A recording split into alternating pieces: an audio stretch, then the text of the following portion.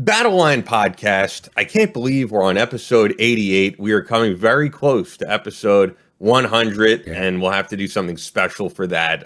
But for the new listeners, and I know we've been getting new listeners with guests like Rudy Reyes and all the different episodes we've had up. My name is Ian Scotto. I am Tonto, Chris Paranto.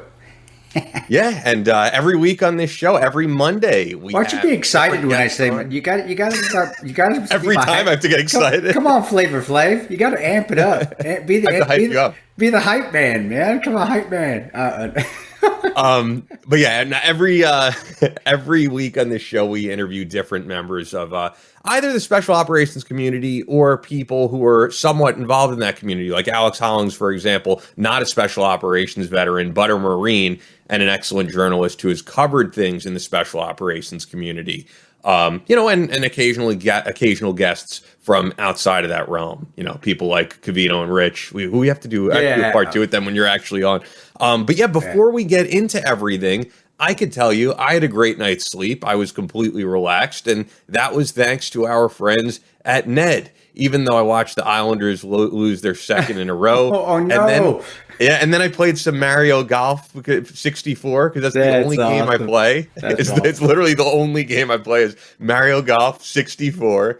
But yeah, I took my Ned full spectrum hemp and I felt relaxed. I mean, there's so many great benefits of CBD full spectrum hemp from Ned.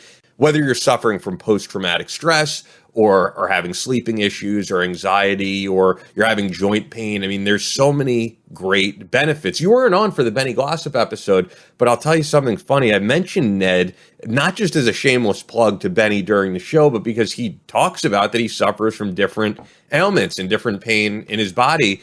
And I said, we got to get you on Ned, man. And it's funny because Benny said, he's like, I'm crazy. I don't like taking anything that's going to affect my mind state. I don't do any of that. And I had to let him know, and hopefully one day he'll get on it, that it really doesn't. I know there's different CBD out now that does, but this is not going to get you high. And if that's what you're looking to do, it's not the product for you. I personally like that it does not get you high. It just, it has subtle effects of relaxing you. Or it mellows you out. It gets you online, and it has definitely helped me as part of a healthy lifestyle that I exposed to. I preach, especially someone that hasn't lived a healthy lifestyle, has lived at the edge of my seat for many, many years. Getting back online, especially when I got back home permanently, has been something I've been striving to do, and Ned's been a huge part of that. So, the CBD, but also the immunity blend, which me traveling all the time, I'm all over the place. Even during the pandemic, I was still traveling because you got to work. You got to get out there and still make a living. I never caught a sniffle. I'll be honest, guys, I never did. And not saying that was just Ned, but that was a huge part of it. But just a daily healthy lifestyle, Ned is the huge part of it. To get back physically, you got to get your mind right, and Ned has done that for me. And I will continue to use it forever. Ned's always fantastic. If they have a sale and you miss it by a couple days, just hit them up on their customer service and they'll work with you. That's another thing that's tremendous about Ned is their customer service is second to none. The only one that I could say is even comparable to Ned's customer service is Bubs, which is another sponsor for the show and another thing that we do, another product that we preach for to have a healthy lifestyle. You got Ned's, you're fantastic, got your mind right, and helps get your body right, which leads into Bubs. So tremendous group that Ned's is, and you got to check them out, guys. And tremendous customer service, tremendous products, and they support the veteran community as well. Absolutely. And if you've never used them before, you really don't have to wait for a sale. Thanks to us, they've hooked us up with a promo code. So if you want to check out Ned and try their CBD for yourself, we have a special offer for the Battleline audience. Go to helloned.com/Battleline or enter Battleline at checkout for 15% off your first one-time order or 20% off your first subscription order plus free shipping. That's HELLONED.com/Battleline to get 15% off your first one-time order or 20% off your first subscription order plus free shipping. Thank you, Ned. Also, of course, every show that we do is sponsored by the best ammunition company on the planet, and that is your friends and our friends at Fort Scott Munitions. Fort Scott is a manufacturer of multi-federal patented solid copper and brass CNC spun ammunition. It's designed to tumble upon impact in soft tissue, leaving devastating wound channels for faster bleed out and quicker incapacitation. This ammunition was originally developed to innovate and improve on the standard of military-grade ammunition design. It was found that not only did the TUI ammunition outperform competitors in the self-defense industry, but it quickly became apparent that it would be a top contender for hunters alike. With the ammunition being CNC spun, the tolerances are some of the tightest on the market, ensuring that you receive the same results with every pull of that trigger. Fort Scott Munitions is available throughout privately owned businesses in all 50 states. Go to the dealer locator on the website, enter your zip code, and you're going to find the nearest place that you could find Fort Scott Munitions. And they have great merchandise. I have the Tacti Squad shirt. Get the Tacti Squad shirt at fortscottmunitions.com. Promo code BATTLELINE, and you'll get 15% off your order. Link is in the description. Fort Scott Munitions is a proud supporter of Chris Peranto, Battleline Tactical, and the Battleline Podcast. With that, let's hit it.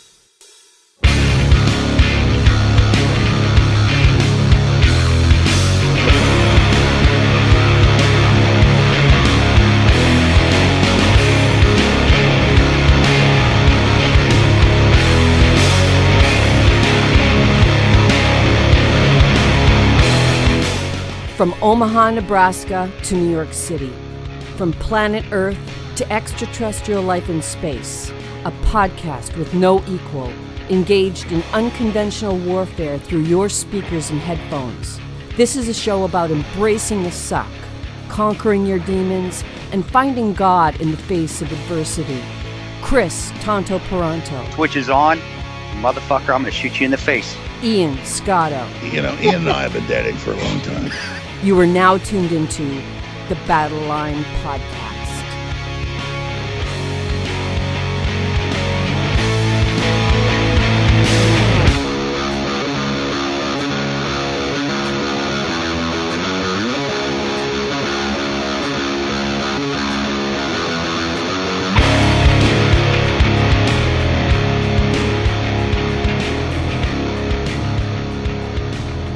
The switch is on. Battleline Podcast, and actually, as we were saying in the intro, hope you all enjoyed your Father's Day, and we're recording this, though, on Friday, which is the first federal Juneteenth, so a lot of different holidays going on, but the first thing I was going to get into, man, there's several pieces of news in the community, some positive, some negative, as a lot of you saw, I posted, and it's because I saw this on Twitter from various reputable sources, that a highly decorated Army Ranger by the name of Scott Green, I mean, if you just look at the amount of accolades that he had, the guy accomplished a hell of a lot, is another guy that we've unfortunately lost to yet another veteran suicide.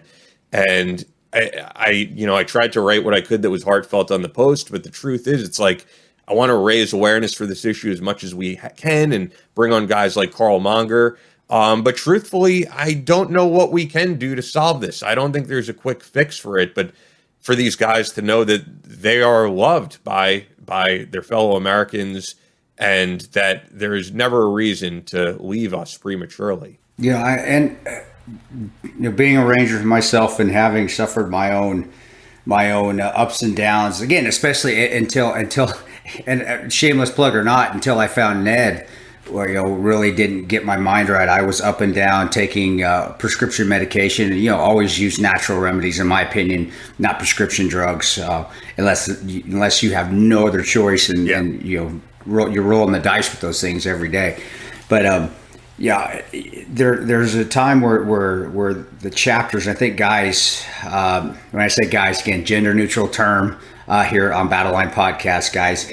When guys have issues up and downs, if they get out of the service or they stay in the service or they're trying to relive, old days or trying to forget the old days, instead of just accepting what happened and having that as an adventure in your life and then closing that chapter, if you're not able to see it as an adventure, you're going to have problems. And then it spills into bad relationships, which what mine did. Mine really spilled after I got out of the service and was going through the adventure of making this movie 13 Hours and the books and all the things that came with it. You start to surround yourself with bad people as well. And there comes a time where you really just have to look in the mirror, guys. And so if you're having issues, look in the mirror and just ask yourself, like I did. I looked in the mirror. It was the hardest thing to do is look at myself, and you're going to want to look away, which is weird. You look in the mirror and you're actually not even looking at yourself. You're looking away.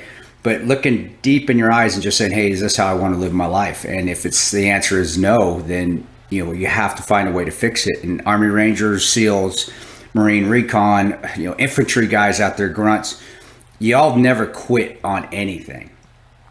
So why would you quit on yourself? Which is probably the most important thing that you can have in your life is yourself, aside from your family. But if you quit on yourself, you're quitting on your family.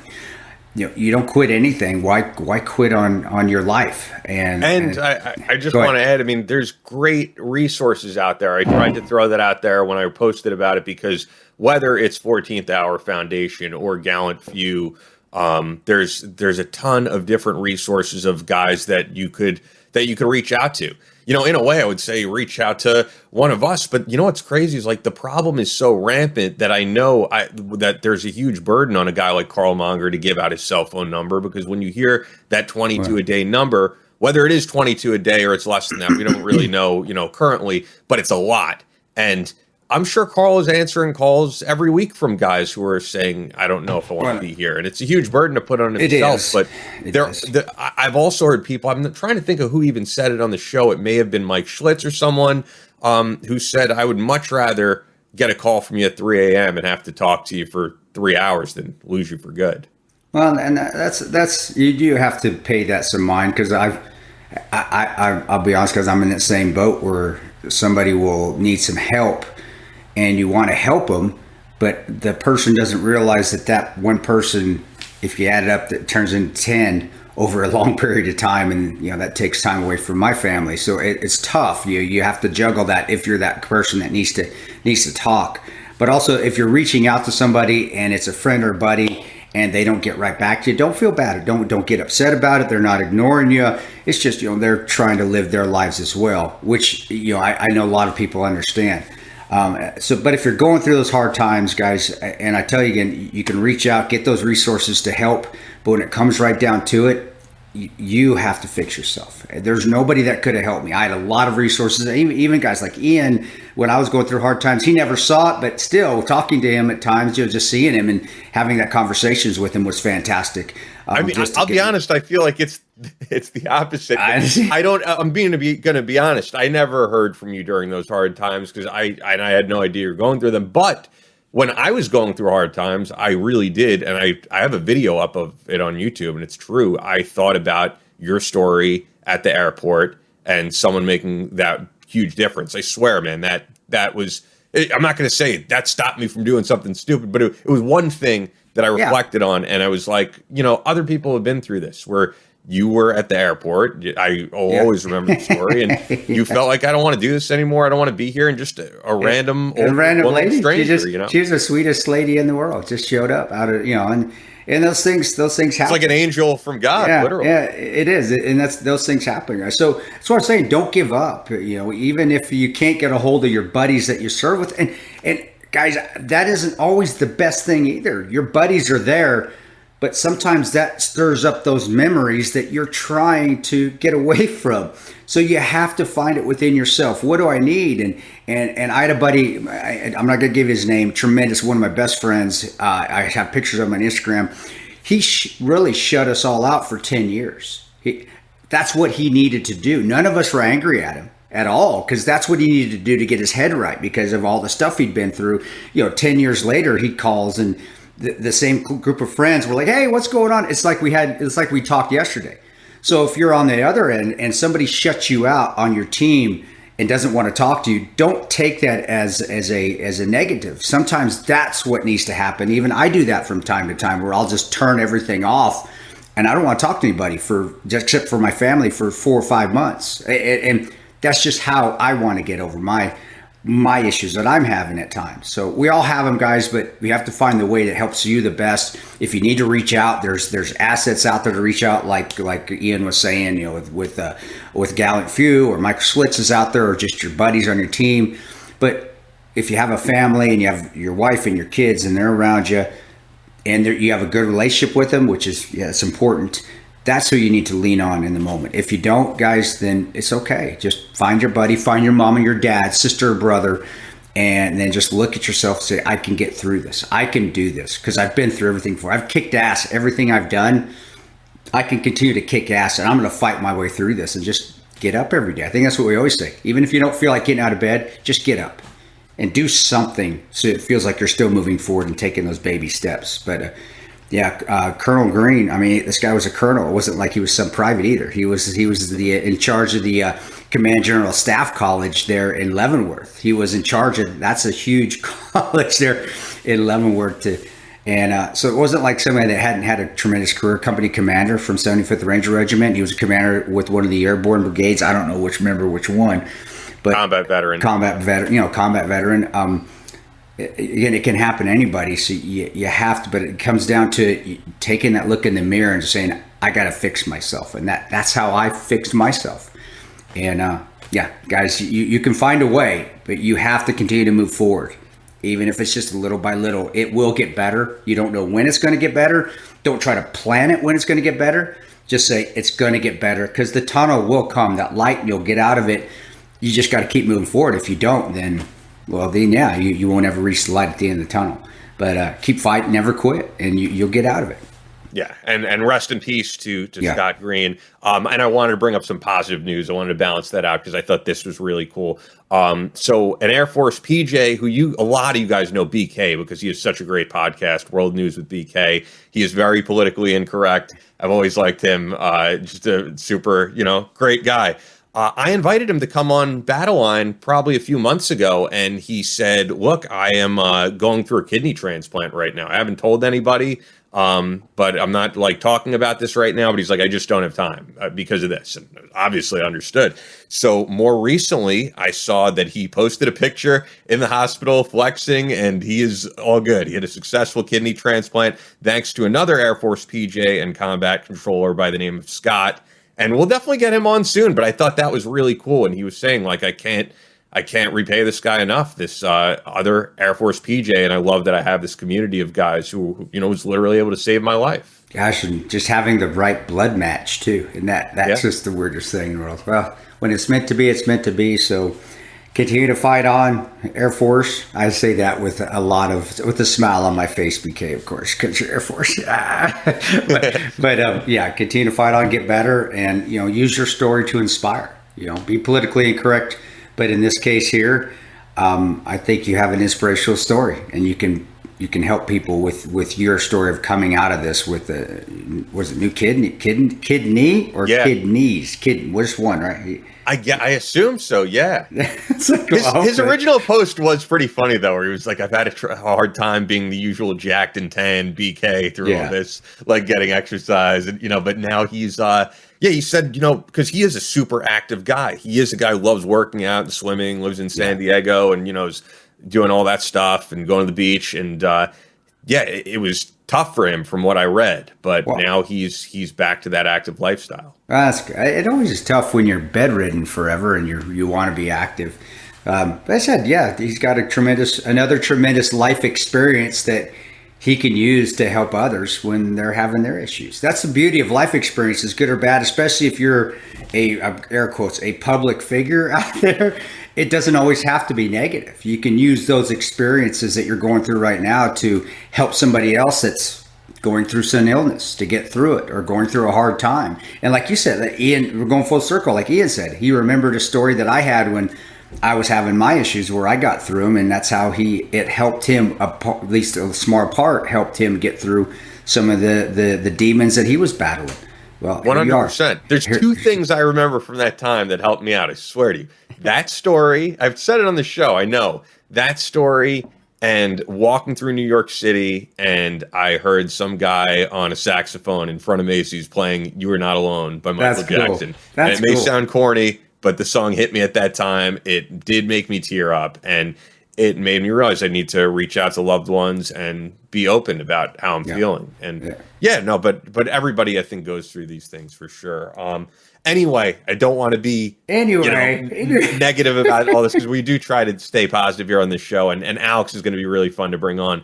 But before we get to Alex, there's a great new sponsor on board with us, and I feel like for our show, when I've been working with them, a lot of our show is into camping and survivalism and all that stuff, and I'm like, this is totally on board with what we do. So for the ones who live life on their own terms, the ones who venture to wide open spaces off the grid, you know that mobile and outdoor living still require energy and power to get you to where you want to be and stay connected. With systems designed for backpackers all the way to RVers, Jackery provides the energy and power you need. As a pioneer in the portable power industry, Jackery launched the world's first lithium portable power station in 2015 and continues to provide innovative tech solutions for outdoor green power. With the Jackery Explorer solar-ready portable power station, the Jackery Easy Carry Solar Saga solar panels, or the Jackery rechargeable power stations that can function as a solar generator system for backup and off-grid power, Jackery can take your outdoor adventures to the next level. So whether you're camping, whether you are someone RVing, like, this is an awesome product. Wow. Check out all of this stuff. So check them out now. Go to Jackery.com, Jackery.com, Jackery.com to find out more. Hey guys, the Jackery, the solar generators, these things are outstanding. You need to check them out. If you're getting outside quite a bit, even if you just do a day of fishing, but you bring your little pop-up out there, or if you bring your little, even just bring your little camper out there, guys, you always need power out there. As much as we like to rough it, we like to have our little things that make life easy on us. And getting out camping and getting out in the outdoors is fun, but having some of those little modern touches are tremendous. It makes it even more fun, especially if you have children like I do. So and having those ability to have that electronics out there, have those things working with the solar panels nonetheless, so you don't have to carry gasoline everywhere, which it's not always the best thing in the world.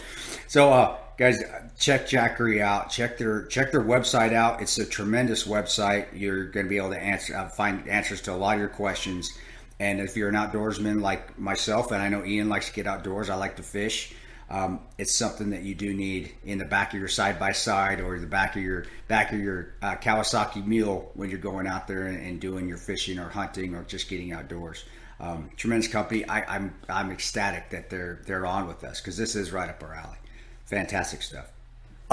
So for the first time on Battleline Podcast, but a guy I've talked to many, many times before, Alex Hollings, journalist, Marine Corps veteran, fitness enthusiast, athlete, and of course the author of The Perception Wars, How Influence Shapes Conflict. I have a bunch of things I could talk about, but before we get into any of that, while we brought you on, you were talking about your experience like with Tonto's book and movie, so we might as well get right into it. Well, yeah, I mean, I feel like there isn't anybody in that covers national security or defense who doesn't know who Tonto is. Right. This is true. So that's not always a good thing, though, either. I mean, it's not like, so people think that's positive. Like, not about half hate my guts, but that's okay. It's and most of them are still working. People hating you means you stand up for something, right? Sure, sure. Yeah. So when Tonto's book came out, I was working at SOFREP at the time, and there was a bunch of people talking about it, saying, we should definitely read and review this book. And at the time, I didn't know much about the Rangers. I was friends with Luke Ryan, who was an Army Ranger. I know a bunch of Rangers, obviously Jack Murphy. Yeah. But so I knew very little about it. Just to jump in here, this is the Ranger way, then. Yeah, yes, this is the Ranger way. Mm-hmm. Yeah. Okay. And so when I jumped into the book, I decided that I was going to read the entire book cover to cover in like 3 days. What, Marines? You can't read what in 3 days? Holy shit! I was like, I know I have a deadline for Wednesday. I'm gonna spend the next 3 days sitting in my office just reading this book. And it was a blast. It didn't feel like work at all. It felt like I was just hanging out reading a book. And it was my introduction to the idea of being a Ranger, let alone going through the process twice, you know? Sure. Yeah. If you were to ask me, I'm very proud of my time in the Marine Corps, but if you were to ask me if I wanted to go do boot camp again, I would say no. Dude, that was, but you'd be shocked because I was ready this time around. You have to get, and Marines the same way. The fuck games are what gets guys to quit, or it's the mind games. It's you. Could not agree more. It's you. You're making it way worse in your head than what it really is going to be. It's those things, and that's what DIs or drill instructors or when Rip cadre were tremendous at it. Ranger instructors not so much. RIs at school, because the school sucks on its own. You really don't need to prep make it any. But at Rip, it was the same thing because it's an indoc. It's a lot worse than, and you get it in your head. Now it sucks. It's terrible, but that's part of the thing, is just fucking with your head. And yeah, man. So going in the second time, I was really prepared mentally because it's like, okay, I know it's coming. So I got my body right too. That was another thing too. I was staying in shape. I was getting my 2 mile time was I was running like 11 minute 2 miles sub. So, but I was ready. But I was ready. So I was training for it. And to be honest with you, brother Alex, when I got there though too, even that little time frame for about 4 years in between that break, the Army had changed. The Army had changed. The standards had already, they were already getting lowered. So you're going back in where your max 2 mile time had to be 11:54 when I first went in, which is pretty, to max a PT test. That's fast. Yeah, that's fast. Yeah. Going to 13 minutes, and then the push-ups being lowered and the sibs being lowered, and then just the hazing, which was slowly going away because of stress cars that started to come out. It was even easier. I'm like, this is a joke. And then going into, the first time I went into basic training there at the infantry, I know this is Alex's. I'm not the interviewer guy. Alex, that's hard. But going he started it this way. Yeah, no, but going into... and I'm interested. I want to hear this, yeah. Well, going into 258, 2nd Battalion's 58 Infantry there at Fort Benning, and the first day there, the drill sergeant smacking the shit out of a kid from New York who smarted off to him, and that was day one. I mean, that was day one. And watching it going, shit, I didn't think this stuff kind of happened anymore, where drill sergeants would knock guys around, which was totally necessary. It was, this is what it needs to be. You got to get guys recalibrated going to 4 years later where they're not even allowed to put their hands on you. You can get in their faces. And you saw it in the Marine Corps the same way, where they went from not being able to put their hands on them to, yeah, you can still get in their faces, but there is a difference, especially if your mind's right, to, okay, he's yelling at me, big freaking deal, I'll just turn him out, to, holy shit, if I do something wrong, somebody's going to grab me and yank me and put me where I need to be or throw me against the wall. That is a complete difference. And it gets your mind, to me, it gets your mind right. Either you need to be here or is this not really what you're looking for? And it helped me get back into going back into Rangers. But RIP itself, like you said, people don't realize Ranger School is not going to Ranger Battalion. Ranger School is your qualification. Yes, you need it to stay at Ranger Battalion to become a leader. You cannot become an E5. You cannot become a team leader without your tab. But the first E1, E2, or by the time you get to Ranger Battalion, you're an E2. But E2 to E4, that RIP time, that's when you're a private. And RIP is that NDOC to get you in, which is now called RASP. It's changed. So it's that NDOC to get into the 75th Ranger Regiment. And I equate it to Ranger School being like getting punched in the arm, really soft, but for like 3 months. So eventually it just becomes really sore, where Ranger NDOC is basically Mike Tyson standing back and smacking the shit out of you in the face one time really, really fucking hard. and you either get back up or you don't. So I'm glad you read that, because a lot of guys don't understand that. And Jack and Luke will tell you the same thing. We're not virtue protectors. We're not Ranger 75th Ranger protectors. But when we hear a guy say, "Yeah, I was an Army Ranger," well, what battalion did you serve with? Well, I was with the 101st. And we're like, okay, good job on your Ranger School, but come on now. I hate that. And you see that all the time in the gun community. The training. It's not that far off from I was basically infantry. That's I was basically. Infantry. I was basically infantry. I was attached to them, and the Marines. You guys got that same thing with the. Oh yeah, because I wasn't an infantry guy, but I'm probably one of the few among my friends who will volunteer that information. You go to the gun range, and somehow we're all war heroes. Everybody's a sniper. Everybody was infantry. Guys, just admit it. I told the I'm the one guy that you will ever talk to that was not a sniper. I was never a sniper ever in the community. Everybody was a sniper. It's like, holy shit. Did we not have any door kickers going? Wait, and especially, what I do for a living, I effectively write book reports for a living now. I do a great deal of research, and when people ask me, "Oh, you were in the Marine Corps," I was like, "Yeah, I've always been a nerd." I was bigger and stronger and fitter. I might have been able to hold my own in a fight, but I was still a geek. Well, you're a nerd that could kick ass. You're sorry. That's cool. That's cooler as shit. I was a smart guy that could beat your ass. That's the goal to be. Yeah, that's the plan. That's the plan. Well, okay, now that we've talked, even though you're the guest on the show, we've barely talked about my background. Let's go into, because and if you can, and I know Ian knows a lot of it. You being at Soft Rep, tremendous, and thank you for the book review, because Soft Rep, especially at that time, your guys' following was massive. I mean, it was incredible. It really was. And, you did help. I appreciate that. Genuine, I appreciate that. I do. No, but tell people about your background, and then if you can, starting with your military, if you don't mind getting into, because we always have a lot of young listeners that are looking to join the service. I say that every time I have a service member on. So give them some. And you don't have to church it up. If hey man, we have guys that, hey, don't do it. It's not worth it right now. Or guys like, yeah, fucking rock on. Go. You'll be honest with them and tell them what do you think. But I'd like to hear your service time too, bro, because I don't know much about it aside from your time at Soft Rep. Well, you got it. I got in a little late. I was 21 when I enlisted. I was one of those guys who always talked about joining the military, but never really had that kick in my ass that made me get off the couch and stop being comfortable.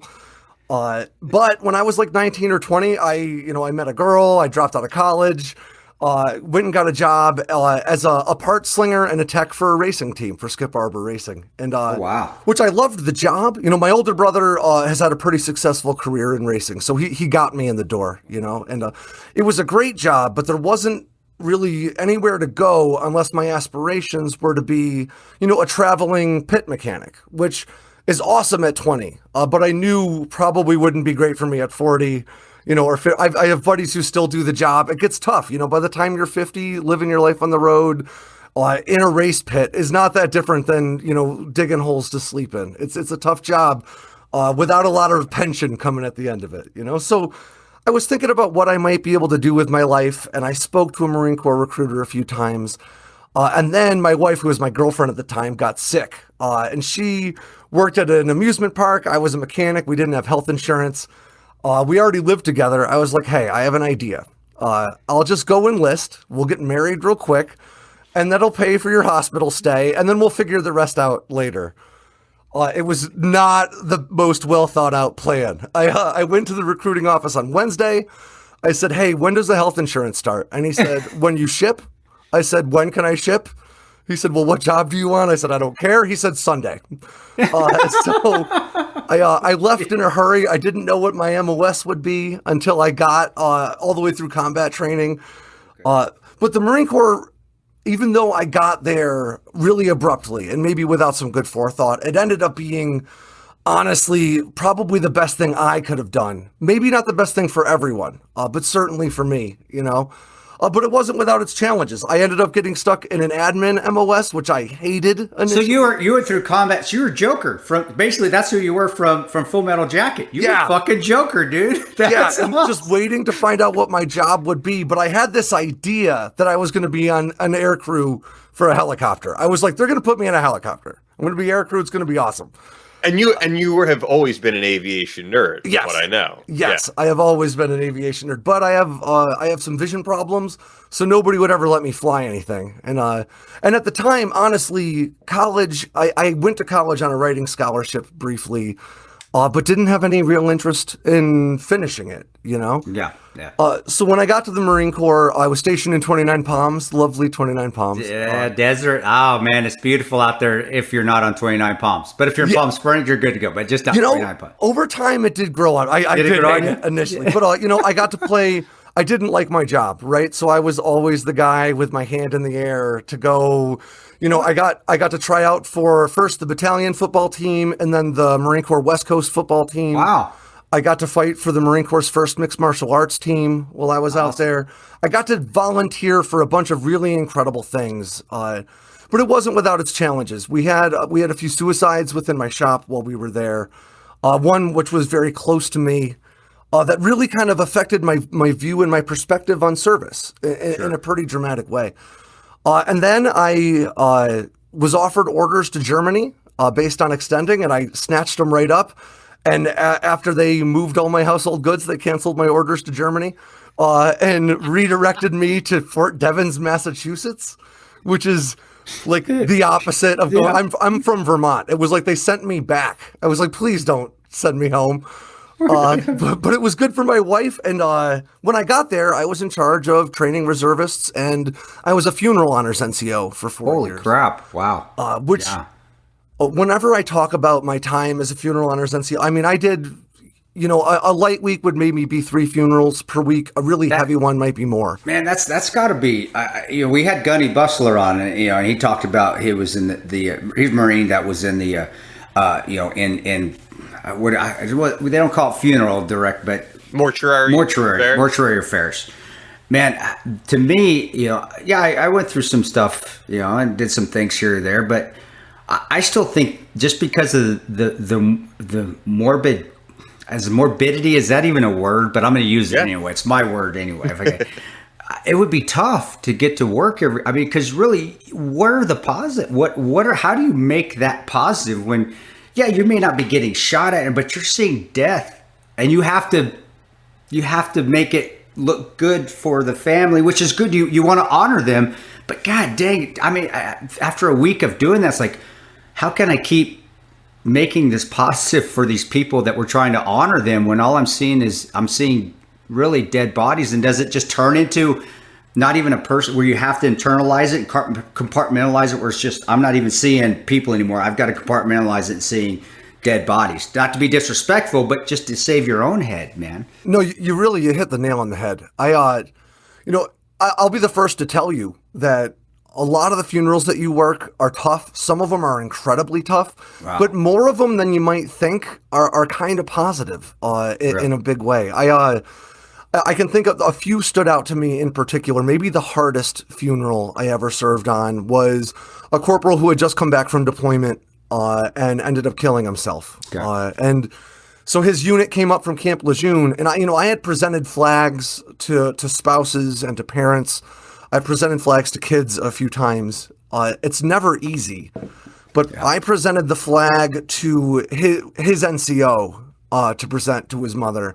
Wow. And his NCO, I was a young corporal at the time, and his NCO was a sergeant who had just come back from his 3rd deployment. And when he approached me, the way every movement that you do in a Marine Corps funeral honor ceremony in particular is very robotic. Sure. And he came up with just perfect military bearing, perfect drill movements, but just with tears streaming down his face. And that was the thing that made me break my bearing. I was very good at maintaining my bearing, but to just kind of to see the reality of what this ceremony represented on his face was significant.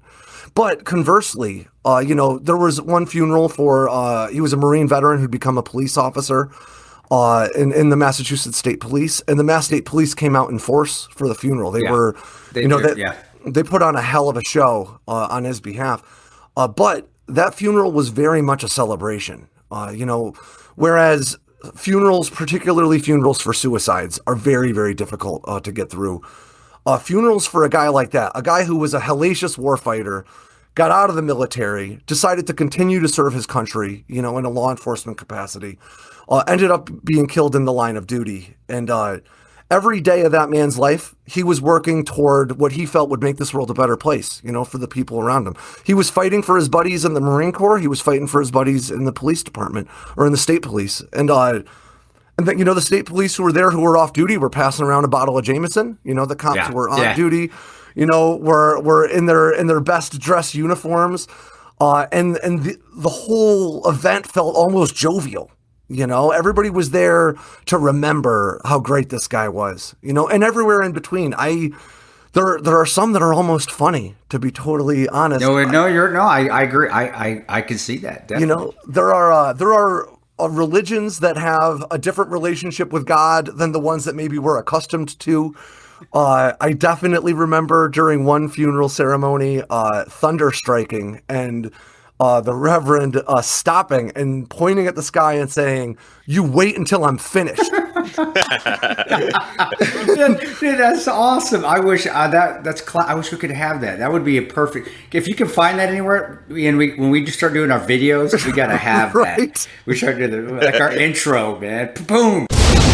You will stop till I'm finished. Wait till I roll into it. Wait till I'm finished. That's incredible, man. But the whole process. I deployed, and I'm fortunate to say that I had to point a rifle at someone twice. I never had to pull a trigger. Which for a service member, while I was on active duty, I'll readily admit that was a chip on my shoulder. I regretted not getting to fight. I think a lot of guys do that, Alex. They come back, and if they haven't, but I'm telling you right now, if you're a Marine or Ranger or SEAL, and 9 times out of 10 now, most of you guys probably have pulled the trigger. But if you haven't, you would have been able to. There's nothing because the only difference is that I did pull the trigger. But I was the same person before that saying, man, I wonder if I could do this. But I'm telling you, when shit hits the fan, yeah, you'll be able to do it. And you don't need to go through it to prove it to yourself. You were trained that way. You will go into that motion. So if that's any consolation to you, dude, don't ever, and all those other people out there listening, don't let it ever beat yourself up, because the only difference between a guy pulling the trigger or not is that he was put in a situation that he had to. But he's that same person that you are. He just was put in that different situation. So don't think that you wouldn't have been able to as well. I want to put that, because I see a lot of guys beating themselves up about that or feeling guilty about it. I think that's huge. For a guy like you to tell people that, I think is huge. My job, I run a news outlet called Sandbox News now, where my job is really to engage with service members. There are our target audience are guys and girls on active duty. And I always talk about your service being enough, but to be totally frank, it's easy for me to say that as a guy who was a pogue, I got to play football and then I got to cage fight. Dude, getting hit in the face is still pretty impressive, man. I don't want to get hit in the face. I loved every minute of it, but it's easy for me to say, yeah, we're all heroes. It's easy for me to get to be the champion of that cause, but to have a guy like you, who's been in really dire circumstances, who's really shown what you're made of, for you to tell these young kids, hey, your service is enough. You don't have to be the door kicker for your service to be enough and for you to be worth it. I think that's super important. That's just awesome. I appreciate that. And this is God honest truth, man. There's no difference. It's just I was in a situation where I had to do it. But I'm that same person as you are. You just haven't been in that situation. But if you were, you'd do the same thing. Guarantee it. I like to think so. But I really appreciate you saying it. Coming from you, that means a lot. But that shows you humility too. And that's part of it. If you're humble and you say, I like to think so, well, there's no doubt in my mind that you would. There's no doubt the humility comes with that extra step that if you have to cross over it, you can. And you were trained to do it. And I think a lot of guys miss that. I was trained to do it, but I never did it. Believe me, you do it. You were trained to do it. You went through it. You would do it. You would switch on. The switch is on. It would come on out of nowhere. I'd lock up. I guarantee you, Marine, you wouldn't lock up. Ranger, I guarantee you wouldn't lock up. I have an old buddy that we call him Lasagna. He was one of my GRS mentors. Well, he was a peacetime ranger, and he would always be like, "Man, I never did it." The Ranger battalion, and he was awesome. He never got in any altercations at GRS because he was so good. He could sneak around and blend. But that was his one thing. He's like, "Man, I just want to get in a gunfight one time." And this is a 75th guy that was a peace. I mean, he missed his time at Somalia, and then he missed his time because he started doing agency stuff before the GWAT, But I was like, dude, you are my mentor. Are you kidding me? You're doubting yourself after you sneak around the city wearing Haji clothes, looking like a white dude, but still being... I said, come on, man. So even guys that are salty as that would have their doubts as well. And I just tell them, dude, come on, you would. And that's why I have no doubt in my mind that guys like yourself or anybody else out there that have been through situations would pull the trigger, because you have these salty dudes, veterans doing this stuff for 20 years, 30 years that never pulled the trigger and still kind of have doubts on themselves, even though they're putting themselves in situations where, God damn, people would be shitting their pants, because it's not all about pulling triggers. Sometimes it's just about sneaking, peeking and doing that stuff. So that's where I came. My realization: it doesn't matter if you pull the trigger 8 million times or not. If you've done what you've done, you would, dude. I guarantee you would. And that comes from my buddy Lasagna, who was my mentor and as a bat boy himself from 3rd Ranger Battalion. So anyway, that's my 2 cents. That's not only is this a clip I'm just going to cut out and play for my wife, but I really want to reiterate though for those young guys out there, you know. I had a tough transition out. I got hurt not in combat, you know. But you know, I tore up my knees playing football. I had some other injuries just from in training. So I had, you know, 6 surgeries in quick succession, and the Marine Corps was just kind of through with me.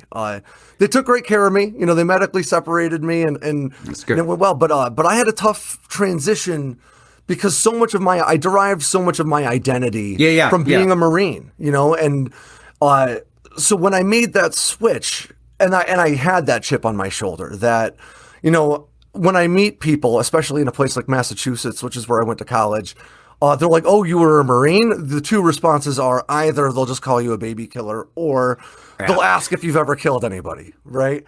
And neither is comfortable. Yeah, man. Those are both honestly inappropriate ways to engage with a veteran. But you know, when someone asks you that, your immediate response is, "I wish you wouldn't ask if I killed somebody." Yeah. But especially if you're a guy who never did pull any triggers, you immediately feel a little bit less than those guys who have, because you feel as though this person's not going to respect me as a veteran unless I tell them that I'm a badass, you know. Well, but you are. It's so important for these young guys, you know, to not. That's exactly what I mean. Because for me, you know, it kind of piled into that. You know, I went the depression route for a little while on my way out. Sure. Other guys go the drugs and alcohol route. Other guys go the getting into fights to prove how hard they are route. Which honestly may be why I got into cage fighting in the first place. But we all kind of go through that a little bit, and with that. Being self-destructive is romantic. You know, we romanticize this idea of being like, I'm just going to eat this shit, and I'm going to be quiet with my back to the wall and just get saltier and saltier. No, I call it the Valhalla mindset, man. Yes. All going to Valhalla because it's cool to finally, you know, it's cool to burn out instead of fade away, sort of. Like, no, not if you're going to kill yourself or make yourself go down that road where you're eventually going to die by your own hands. Exactly. I mean, it's badass to be badass, right? But when you're just kind of circling the drain, because of what you think about your service or what you are capable of. I love that a guy like you is out there telling these same guys, "Hey, man, you don't need to circle that drain." You know? Well, if I could transition to something kind of positive from this, one thing I know about Alex is like, you are a guy who is, and we've used the word before, like openly a nerd for so many things. And I think that passion is what makes you strive and what makes you passionate about what you do for a living. Like whether it's your love of firearms or comic books or aviation, like I just know that you have a passion for so many different things and that you get to write about this stuff as your outlet. Like, is what makes you feel alive. I'm living a winning lottery ticket. I really am. And but that's what the Marine Corps was a big part of that. When I first graduated, you know, after I was medically retired from the Corps, I didn't know what I wanted to be when I grew up, so I just went to college for the GI Bill, you know. And you got it. Use it. Hey, man, I use mine. You got it. Absolutely, use it. Definitely. But I found out in college, you know, as a 30-year-old guy sitting in the back of class, just lifting weights and still hoping I get to fight somebody. I found out that I loved this stuff. You know, I loved reading. I loved analytical writing. I found out that I really had a passion for it. I always enjoyed writing, but I didn't think that it was something you did. It was, you know, it was something. I was a hobby. Yeah. So when I graduated, I took a job as an HR guy for a defense contractor, thinking that's holy shit. That's what a guy like me is going to do now. You know, my legs are shot, but I can go work for a defense contractor. I'm still participating in the fight. And man, I'm a bad HR guy. I am not the right guy to have people come into my office crying. I am not the right guy to console you on your rough days. Yeah. Politically correct. Suck it up. Get back out there. Tell me again what it is. You're upset because Steve was mean to you? I don't care. You said just duck walk out of my office right now. Duck walk and get back to your desk. I don't want to hear your shit. During that window of time, my mother-in-law passed away kind of abruptly from lung cancer. And for my wife and I, it was a real wake-up call. We realized, oh, hey, you could hate your job right up until the day you abruptly pass away. I don't want to do that. And I'm really lucky. We didn't have kids at the time. And I said to my wife, I really want to take a crack at pursuing writing for a living. We're not going to make much money. And she said, all right, let's just go be poor. So we moved to Georgia, where my guns were legal, and where the cost of living was lower. Cost of living, I was going to say, it's a little different from Massachusetts into Georgia. Exactly, As long as you're out of Atlanta. You weren't in Atlanta, get out of Atlanta proper. Exactly. We moved to the woods. I did some work consulting for some racing teams for a little while. Now that I had a degree, I was not in the pits anymore. Now I was doing marketing consulting and stuff, and just tried to find people who'd pay me to write. And, for 2 years, it didn't really work. It worked all right, and then right about when I was finishing grad school, I got hired by SoftRep. I worked there for a while, and I ran a couple of their other websites for a while. And then about a year and a half ago, I got a guy named Sam Meek reached out to me. He was a Marine sergeant who deployed to Iraq a few times. He and a guy named General Ray Smith, who was a legendary Marine in Vietnam, established this company called Sandbox, which was... Are you familiar with Moto letters from back in the day? Sandbox just kind of replaced Moto letters. For those of you who aren't familiar, just like a way to get mail to guys in training, easier and quicker than throwing it in the mail. And Sandbox itself as a company ended up doing very well. So Sam reached out to me to ask if I wanted to try to launch a website that Sandbox would fund. With the idea being getting news and information to service members without politics, without kind of sensationalism and clickbait, just kind of giving people, an honest shake at what's going on, and a place where maybe your mom and dad could come to find out what's going on around the military without the lens of, who's in the White House right now or things like that. I honestly wasn't sure it would work. Sensationalism and anger tends to sell really well. We say that on this show all the time. All the time. That's what sells. So it's no longer.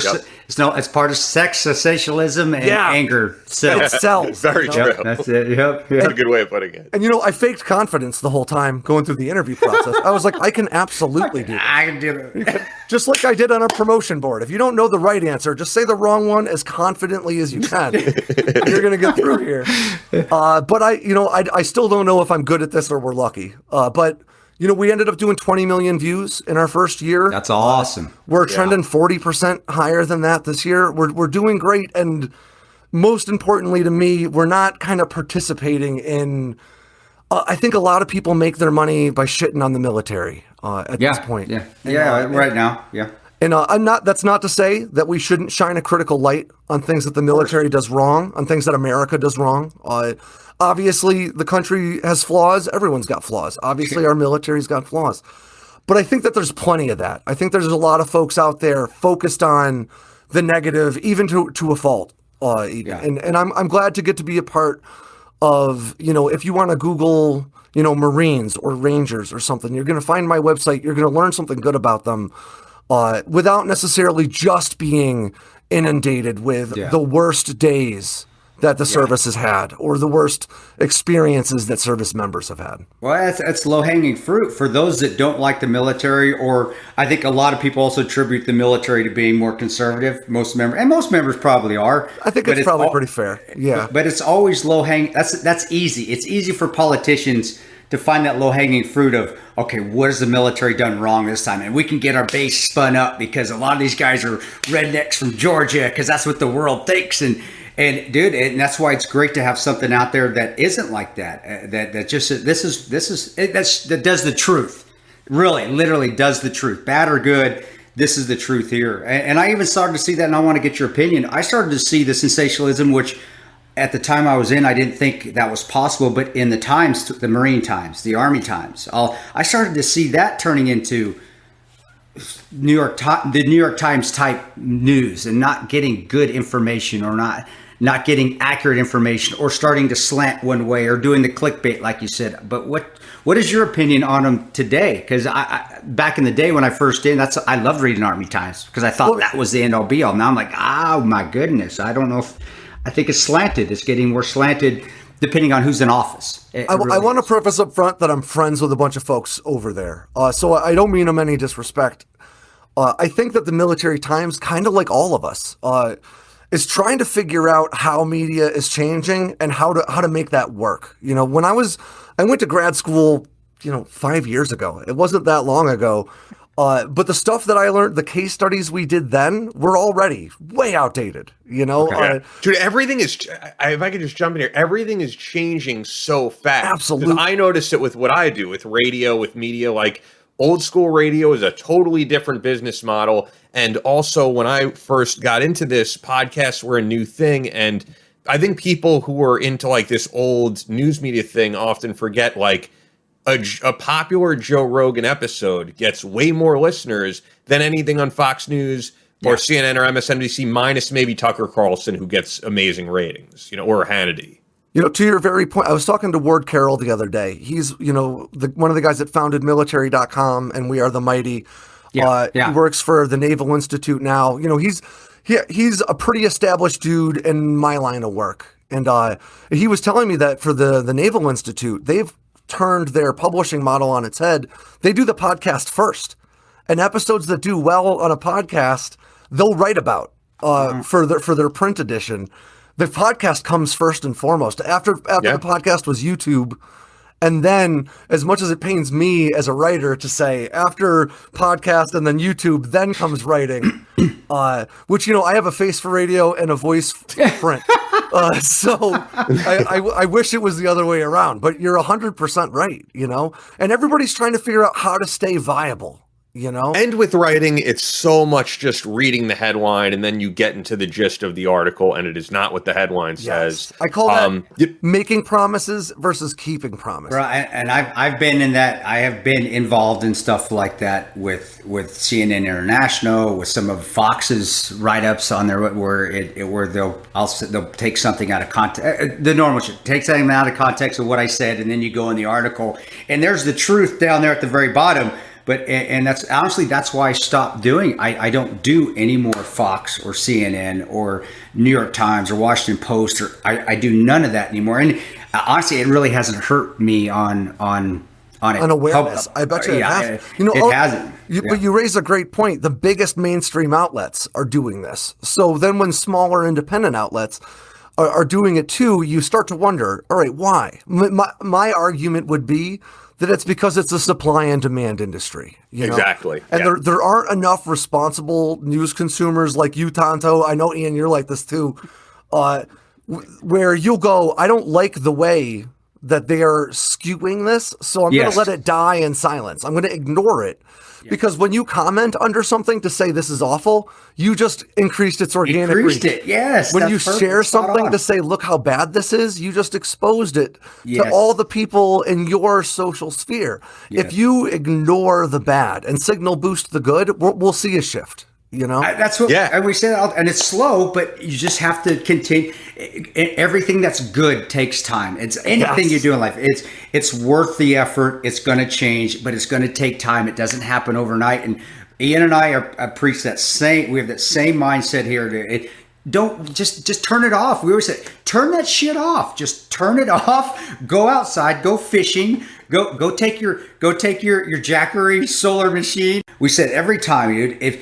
If it's shit and it's skewed and it tends to continue to be that way, turn it off. Just turn it all off. I don't like being told what to think. Even if I agree with you, I don't want you to tell me what to think. Yeah, exactly. You don't tell me. I'll figure it out from. But it's just like mushrooms. If you keep feeding mushrooms shit, they're going to grow. And by you watching them, you're feeding them your shit. So these things are going to grow off the continual shit that we feed them, which is our anger. sex, sensationalism, and anger. It's that shit we feed them. Yeah, if we stop feeding them, it will go. It will eventually go away, or they'll change and be like, oh my gosh, this isn't working anymore. The problem is, anger and sensationalism are like crack to us in America right now. It's to the world. Agreed. We have to have it. Nobody can just turn it off for a day because I got to make my comment. No, you don't. Yes. Go fishing. Exactly. And Lord knows, I do this for a living, and I've fallen into that trap. I have found myself angrily commenting on something on Facebook and then being like, we all have. What are you doing, dude? What do you do? Like well, Alex, you've been like on the ground floor of all this for several years now, as I have, and I think people who aren't in the industry don't realize this. I think people think that there's like some sinister power at the top. Yes, they do. Like, we need to get these people to fight amongst each other, and there's like a conspiracy among it. I think it's much more simple than that, because I just see from my own experience, this is what people click on. Yes. People could say all they want, like, I'm tired of this racial division, I'm tired, but it is what they click on. It's low-hanging I even fruit, know with it's our easy. titles, I have to be a little bit more provocative if I want to get those clicks. The only difference is, and I'm sure you're the same way, I will do my best if it is a bit of a sensational sounding headline. I want it to be as factual as possible. So I'll give you an example. Like, we had the episode talking about the Eddie Gallagher war crime Yes, stuff. I listened to it. Thank you. The title I know is going to get clicks, but there's nothing in that title that I could say is incorrect or infactual. It is what it is. But I just know when we talk about that stuff, or when Trump came out and he said, he shared an article that the SEALs never killed bin Laden. That episode got a ton of listens. I knew it was going to get a ton of listens, and I want to balance it out as much as I can, because I don't want every episode to be gun control, liberals did this, Biden did this, Kamala Harris in the border. Yeah. But I know that's what gets clicks. You're 100% right. How could we balance out being positive and getting factual information out there with also being popular? Because we don't do this just to talk among ourselves. All of us in media, we do want it to be a popular source of information. Yeah, I mean, this is our livelihoods, right? But hearing you guys say this is so inspiring, though, right? I mean, this means that, here I am with my little website over here trying to which is not a little website. You had 20 million views. It's about this big. It's this big. Yeah, it's that big. It's there. And here you guys over here with your podcast with a very similar intent, right? You're trying to be a part of the right side of the conversation. And the more of this that happens, I think we're going to see that shift. Yeah. But to what you're saying, Ian, you're 100% right. I used to get, when I covered politics, I got a lot more death threats and angry commenters. I get fewer now that I mostly do tech. But you still get those people who go, oh, you're a journalist. You're one of them. You're in the Illuminati. And it happens more often than I really would have expected. What people don't realize is that even when we're talking about those big outlets, the Foxes and the CNNs that skew kind of right and left, they didn't come here to sell you that skew. They didn't come here to sell you conservative or liberal talking points. They came here to sell you, to sell you attention. They want your attention. Yeah. They're selling you to advertise. Exactly. And they're doing it as effectively as possible. I try my best to always be very open about this. Our revenue model on Sandbox News is ad impression based, which means when you come to our website, if you don't have your ad blocker turned on and you scroll down the site and some of our ads are in your field of view, I get paid a fraction of a cent each time that happens, right? And overall, with enough views, that accumulates to a sizable amount of money. And we've got some other revenue streams based on our mailing lists and stuff like that.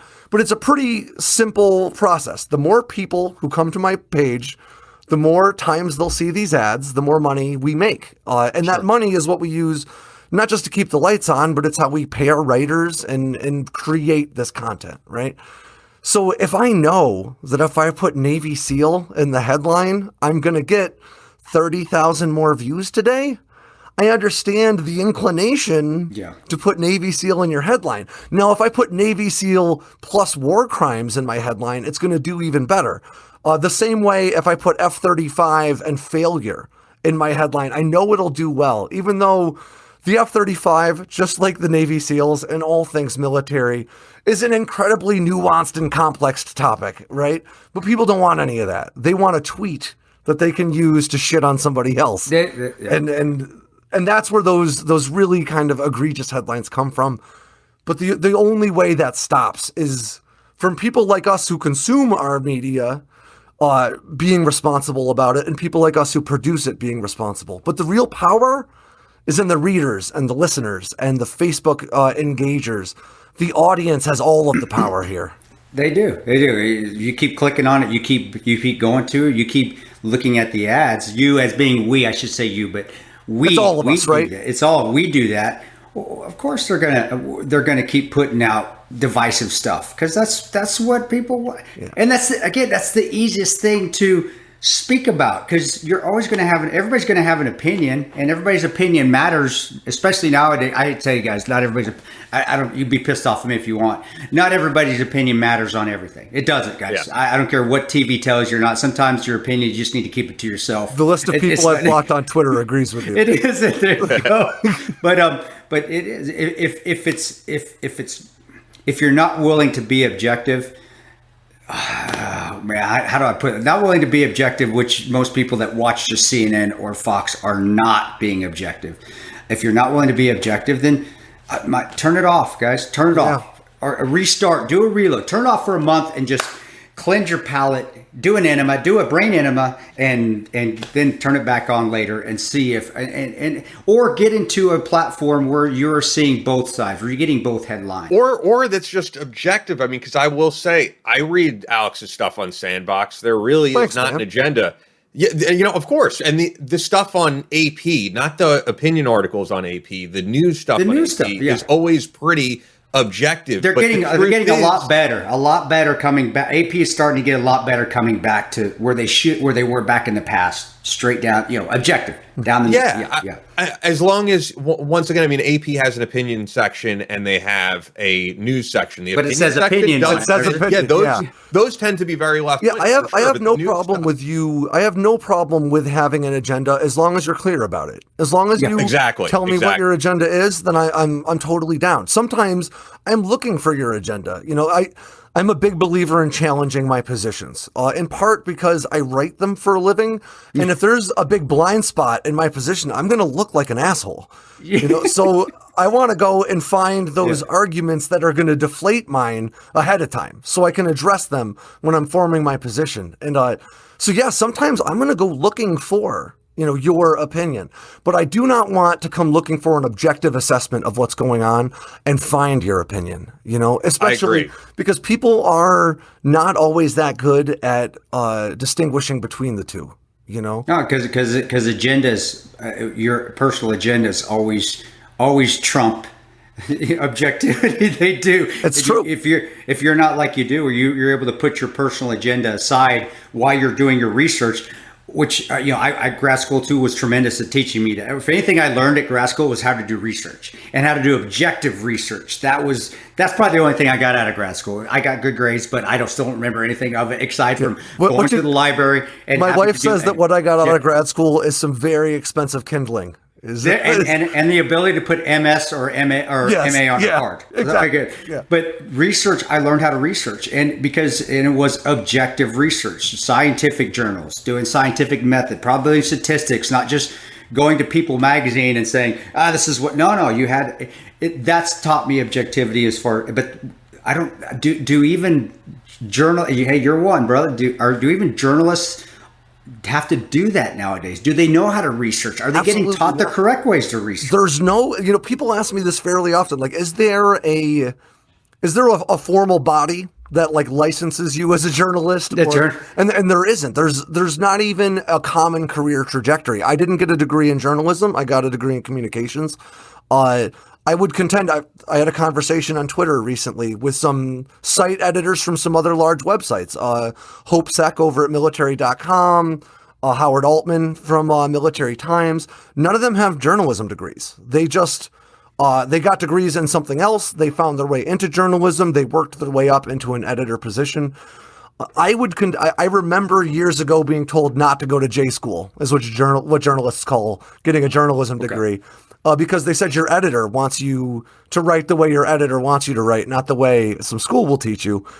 But the problem with that is, when you become a journalist, especially in today's day and age, the line is blurry between a blogger and a journalist for a large portion of the internet. And you could be doing incredible journalism on your personal blog. You could be revealing information nobody else has. You could be giving an incredible perspective. So I don't want to. Blog tends to be a kind of a dirty word in the news outlet business. We don't like it when you call our page a blog, right? But bloggers are doing a great deal of journalism out there now with maybe journalism background, maybe none. And that's part of how the whole media landscape is shifting so fast that what even is a journalist, I guess, is a question we need to be asking ourselves.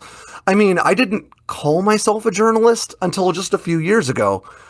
Because I was like, I mean, what am I really? I'm an analyst is what I consider myself. I read, I talk to people, I research, and then I form a position and I relay it more often than not. I do, just an objective journalist write-up from time to time, but that's not where my passions lie. I want to dig into what's wrong with the F-35 and figure that out, and so to be honest with you, I guess the question is, what the hell is a journalist? And when someone tells you that they're a journalist, I would contend that there is a motive behind every message, including that one, right?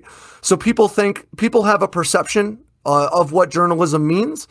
And so when you say I'm a journalist, it's usually because you're trying to play on that perception. You want them to think something of you, right? The same way when I introduced myself as a Marine, it was because I was like, I want you to know I'm a badass. This is how we're opening, And when I tell people I'm a writer, which is kind of how I identify as a writer, when I tell people that, people don't know what to make of it, But that's kind of good. I wish we had that same vibe about journalism. It's such a broad spectrum. When someone tells you they're a journalist, they could mean that they are really opinionated on Twitter, or they could mean that they write a column for the New York Times. And I'd contend that you should read the content to decide whether or not there's value, rather than just going, oh shit, the New York Times. Okay. Honestly, I think a lot of us very rarely, unless you're far left, hear New York Times anymore and go, it has that respect that it used to. It doesn't for me anyway, and that doesn't mean. And guys, I'm not everybody thinks I'm a Trumper because of the Benghazi. I'm not, guys, at all. Well, you're just a guy. I'm just with my own little opinions, which you far left people like, fuck you, Tana. I don't want to hear your shit anyway. But the Times has done that to themselves by putting stuff out that when it was fact checked didn't come through correctly, or sensationalism, or the clickbait, which you don't want to see that in the Wall Street Journal, and you don't want to see that in the New York Times. At least in my opinion, as a American, I don't want to see that in the Journal or the Times. And you don't see that. Maybe I'm wrong, guys. Help me out. I don't tend to really see a lot of clickbait stuff in the WSJ, in the Wall Street Journal. I would agree with that. I'd agree with that. But I don't read it every day either because I don't have a lot of stocks and bonds and stuff.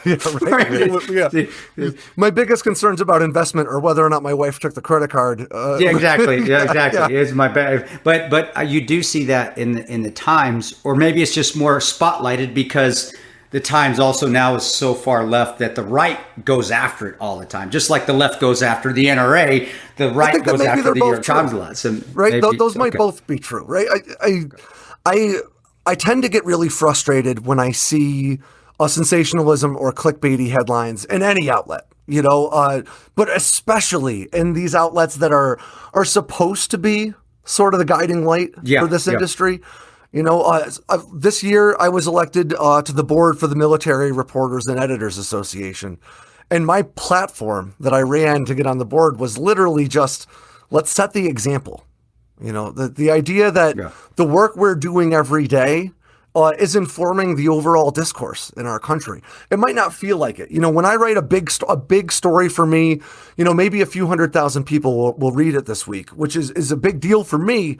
But it's a drop in the bucket. As it should be. It's a drop in the bucket, big picture, right? 330 million Americans. There's a great deal of media being consumed out there. But you take that one big story of mine, and you take that big story from Stavros, one of our best writers, and that big story from Hope over at military.com. And these things add up to a huge portion of the American public and to a big part of the fabric of our culture and how we interact with one another. The same thing with what you do online matters, whether you're the editor of the New York Times or a bus driver, scrolling through your phone in between dropping off kids.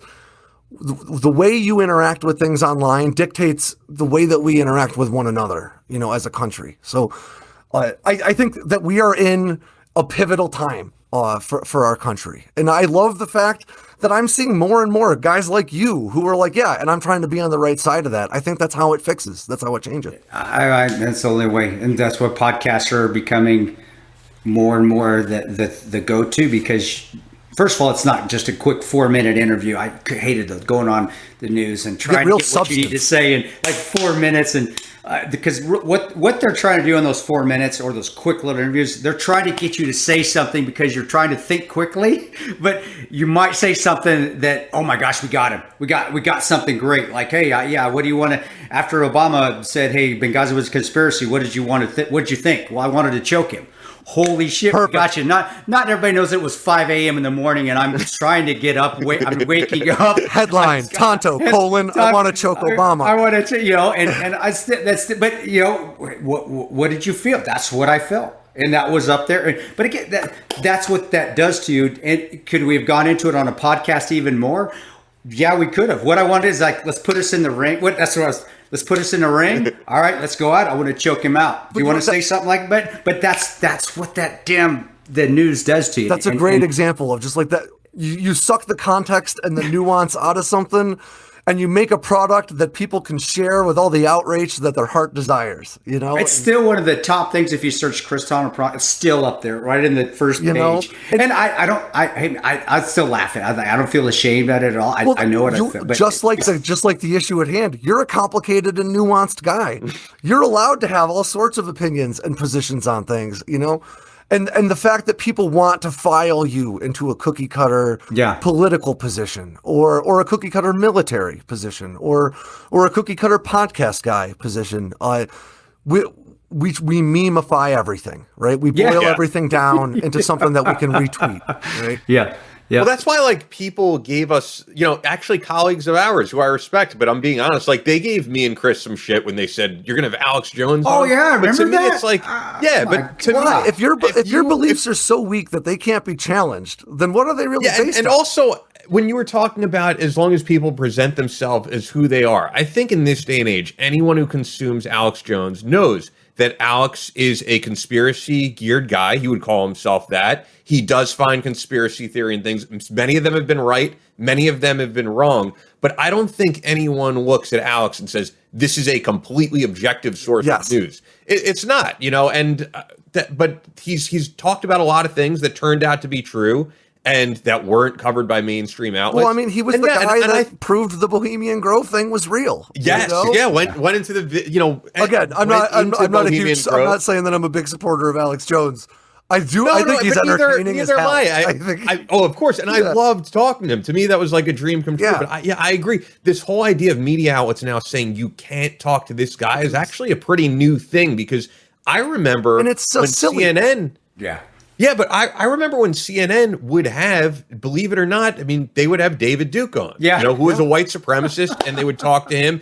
And Larry King has interviewed like Ahmadinejad, and that was news because at least you heard from them what their positions were. And now it's like a guy like Alex Jones is completely banned from all platforms. You will never see him on CNN again. You will never see him on Fox News. He's not on. But he will YouTube, come on the Twitter. We'll always have him on here, though. Yeah, but this is I don't agree with that at all. Of just deplatforming someone because their views are deemed unacceptable by the powers that be. I think that is complete bullshit. And we are learning right now that certain stories, right, with like the COVID pandemic, with the Wuhan lab that were censored, turned out to be true. There was also a lot of stuff that turned out to be completely fake, but there were things that turned out to be true that people were banned from platforms. Culturally, we weren't allowed to have the conversation, And it makes me think of my daughter. I have a 3-year-old daughter who's my whole world. I'm not a helicopter dad. I am like a tilt rotor aircraft dad. I am like hovering over her and jumping to crazy conclusions at all times.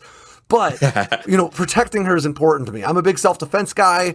We've had a few bad things happen, in my house over the years.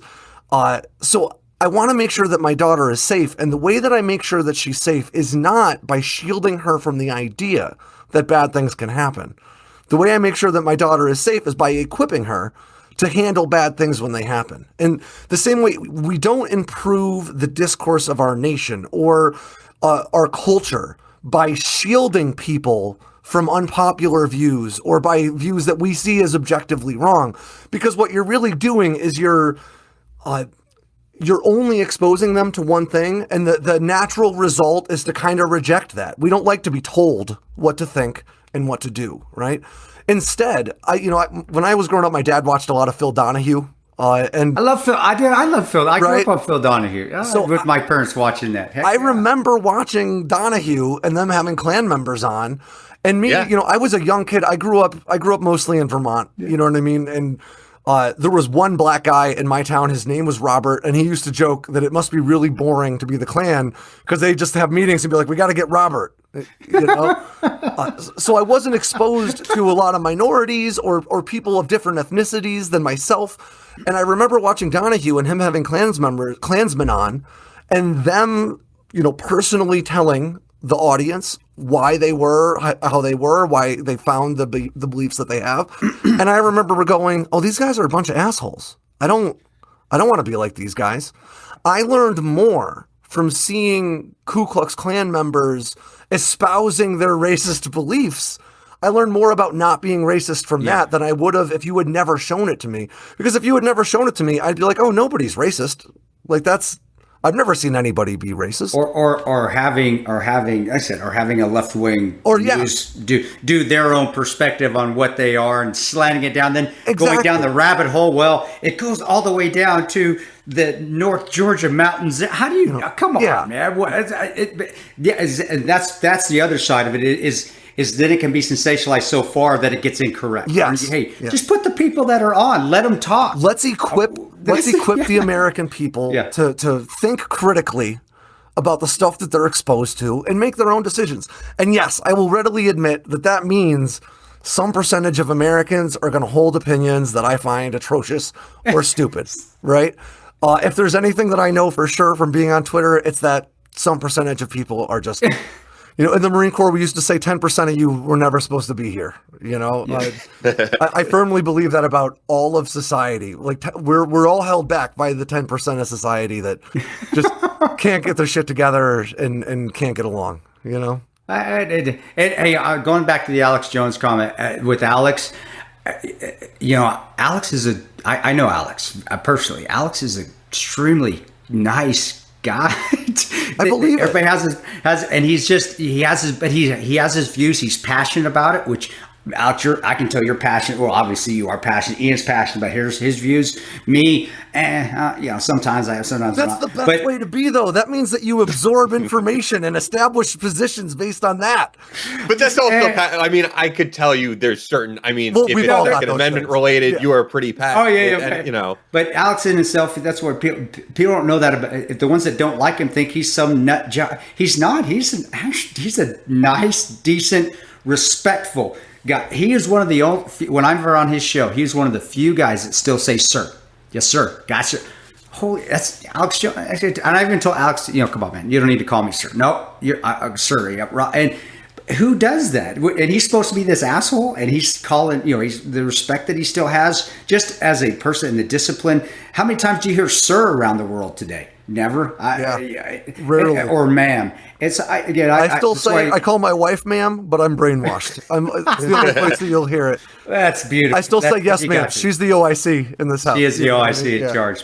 I'm glad you brought, because I do like throwing that out about Alex, because I think he has gotten a terrible rap, and I think he's viewed to a lot of people as just some bad, terrible, and he's not at all. He's tremendous, very respectful of the military, very respectful to I know he is a supporter of the Second Amendment. He's a supporter of the Constitution, period. But just when you get off camera, he's a nice guy. And people don't see that side of him. This speaks to how important it is that we learn to separate a person from their comments, from even their beliefs. And the reason why I say that's so important is because we're in an era right now where I I didn't get Facebook, I think, until maybe I was like 20 or 21. I was older. Facebook, I'm an older guy, right? That was so MySpace was just ending then, or yeah, I was already in the Marines before Facebook was something I could get, right? And but Lord knows I had a MySpace prior to that. The people who are in the Marine Corps today, they had a Facebook account probably from the time they were 13. We all have this permanent record of all the dumb shit we think. When we're teenagers, when we're in our 20s, when we're in our 30s and 40s. The idea is supposed to be that we keep on learning stuff as we go through this journey, and we become better people, and we establish better positions, and we form our beliefs based on our experiences and what we run into. But right now, we're holding people accountable for a dumb thing they said when they were 19. Alex Jones is a different case. He's a media guy, and people are mad at him for things he said on a show or whatnot. But the Sandy Hook, but the same basic idea applies that we have to be able to forgive people for saying things that we don't like. We have to be able to forgive people for even believing things that as a society we find difficult to stomach. The best example I can provide right now is if you were a guy who was a terrible misogynist or a terrible racist, 10 years ago, you still have value to our society as long as you're growing, as long as you're learning from your experiences and participating in our culture. You still belong here. You still have a seat at the table. Yes, if you are an asshole, we should throw you away from the table. Sure, but we're going to have to learn to be able to forgive each other for our darker moments, for our worst moments, for our slip ups, and even our firmly held beliefs that maybe aren't popular. In order for America to be successful in the future, we're not going to be able to say, okay, everybody who votes left can talk and everybody who votes right can't, or vice versa. We have to have a conversation with each other. We don't have to agree on everything, but we've got to agree on some things. I'm a big believer in China is this looming threat on the horizon, and your average American citizen is pretty unaware and ignorant to that because we're so much more interested in warfare at home. And that's how we toppled government. Yes, that is exactly. I have something to say is like, man, what you're seeing right now is what our unconventional warfare that we do overseas to other governments to topple them. It's not the battles. It's not coming in. That's after. We destroy the infrastructure first and destroy the psyops and we're walking right into those information operations. I know it is. That's why I preach. Hey, either turn it off or listen to both sides. And if you are making a mistake, I admit wholeheartedly that it wasn't. I'm wrong every day. If you're able to say that, then people should say, "Hey, you know what? You're right. I forgive you. You shouldn't have done that. Thanks for admitting that." But people today nowadays as well, I think many out there aren't willing, or they're not strong enough to admit when they're wrong. Yeah. I see that a lot. Like, man, you're not. You can be wrong and still be a CEO of a company. Yep. It's okay to say, "Yeah, you know what? I made a mistake there," because none of us are perfect. We don't. We all make mistakes. But I'm seeing it start to come back around. But during the last 10 years, especially during the Benghazi when I actually started to see behind the curtain of media and so forth, which I had no idea. During that time frame, nobody could ever admit when they were wrong. Yes. Nobody could ever admit when people think that it's going to hurt their career in media. If I adopt a position and then turn out I'm wrong and I admit that, people think that it's going to make them, if anything, for someone like me, it'll make me more apt to follow you, to watch again, to listen again. It shows integrity. Yeah. It shows integrity, and it shows that you're trying to get the right. Hey, I made a mistake. Yeah. It's more important to me that you do the right thing than it is that you are right. Yeah. I agree. I mean, if people email us at battlelinepodcast@gmail.com and say that I got something factually incorrect or Chris got something factually incorrect and they're correct, like after looking into it, I'll absolutely read it. We send them a t-shirt. That's awesome. Hey, you got us, man. Yeah, no, it's happened before. Early on. It's been a while, but I have no problem with that. Absolutely, right? Yeah, I wanted to get into another thing with you before we, Oh yeah, I'm sorry. We're getting. No, it's fine. Sorry, I talk in like 8 font. I could fill hours. I just keep rambling. I know. No, I've been loving this. But you just said just a little bit ago about the looming threat of China, and I know it's something you've written about, especially in aviation. I definitely want to cover some of that because you are someone who's like very well researched on China versus the U.S. in terms of aviation and a lot of other aspects. Yeah, I started covering China really in depth for Popular Mechanics a few years ago. When my first feature for PopMech was an article about just all of the aviation platforms, effectively the fighter jets in particular, China operates, are all stolen, right? China hasn't developed their own jet. Some people argue the J-20. The J-20 is based on F-22 plans that were stolen by a Canadian guy named Su Bin. We gave Su Bin like 3 years in jail for handing China the F-35, the F-22, and the C-130. China's military is massive. China's Navy in particular, people say America has the biggest Navy in the world. We do not by a wide margin. If you take China's Navy, which is deploying destroyers so quickly that they're running out of Chinese cities to name them after. China is right now. Know that. Current satellite estimates, if you combine their Navy with their maritime militia and their maritime Coast Guard, they have 770 ships in the South China Sea. The United States has 293 vessels in all in the entire planet. And it's important for people to remember that we can't dedicate the entirety of the U.S. Navy or the Air Force or the Marine Corps to any one conflict because we have global obligations. We're a stabilizing force. And shipping lanes all around the world in places like the Suwalki Gap, where there's a real threat of Russia in the Baltics. If you were to pull American forces out of all of these places, we would have way more problems on our hands. We couldn't take all of the U.S. military and throw it at China.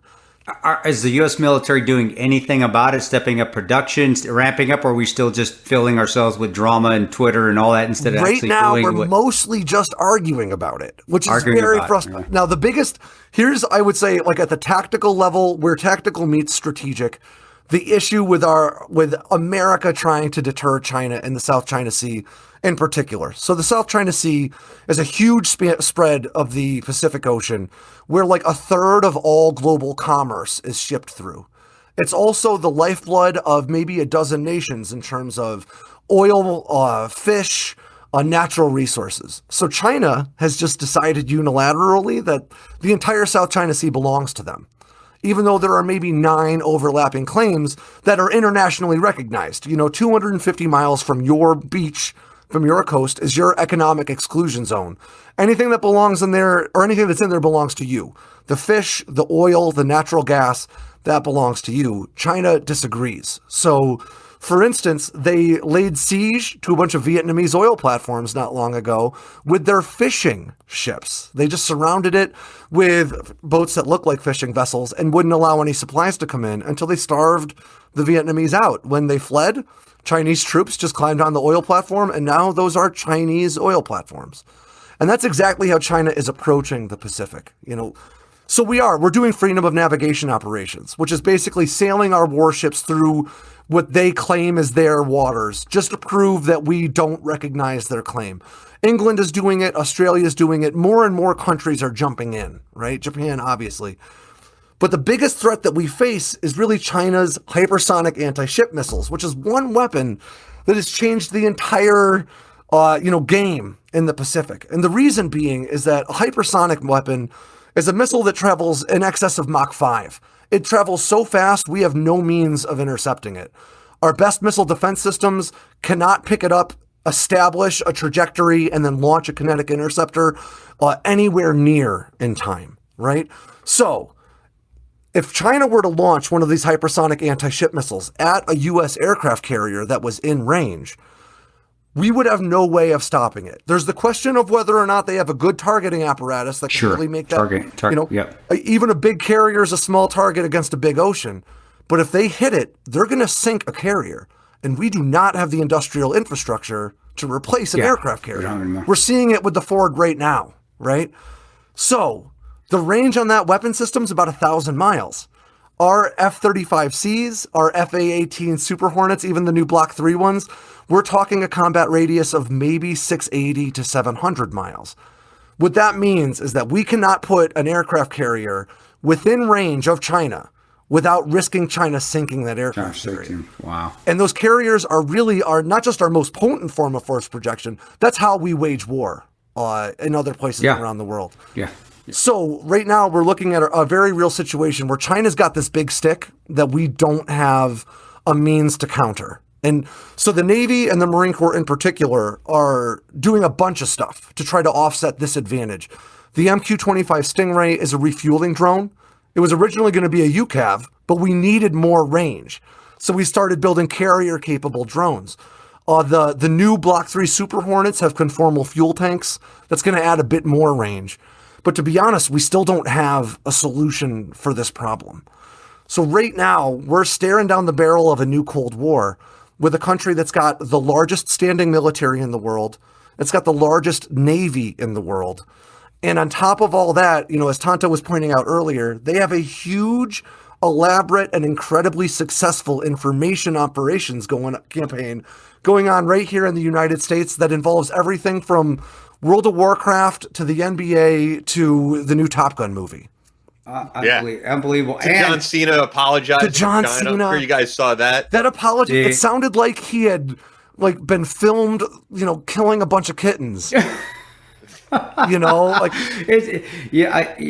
what bothers me within the 2A community, I see it still, even with some of the people that sponsor my Battleline tactical training company, all this with the virus that may or may not have been weaponized, maybe, who knows, but it still originated there. Yep. With this going on with the military, and this military where they're still doing some low down dirty things within the military, we're still buying and utilizing their products. We're still getting things made out of the country. This is within not just the 2A community.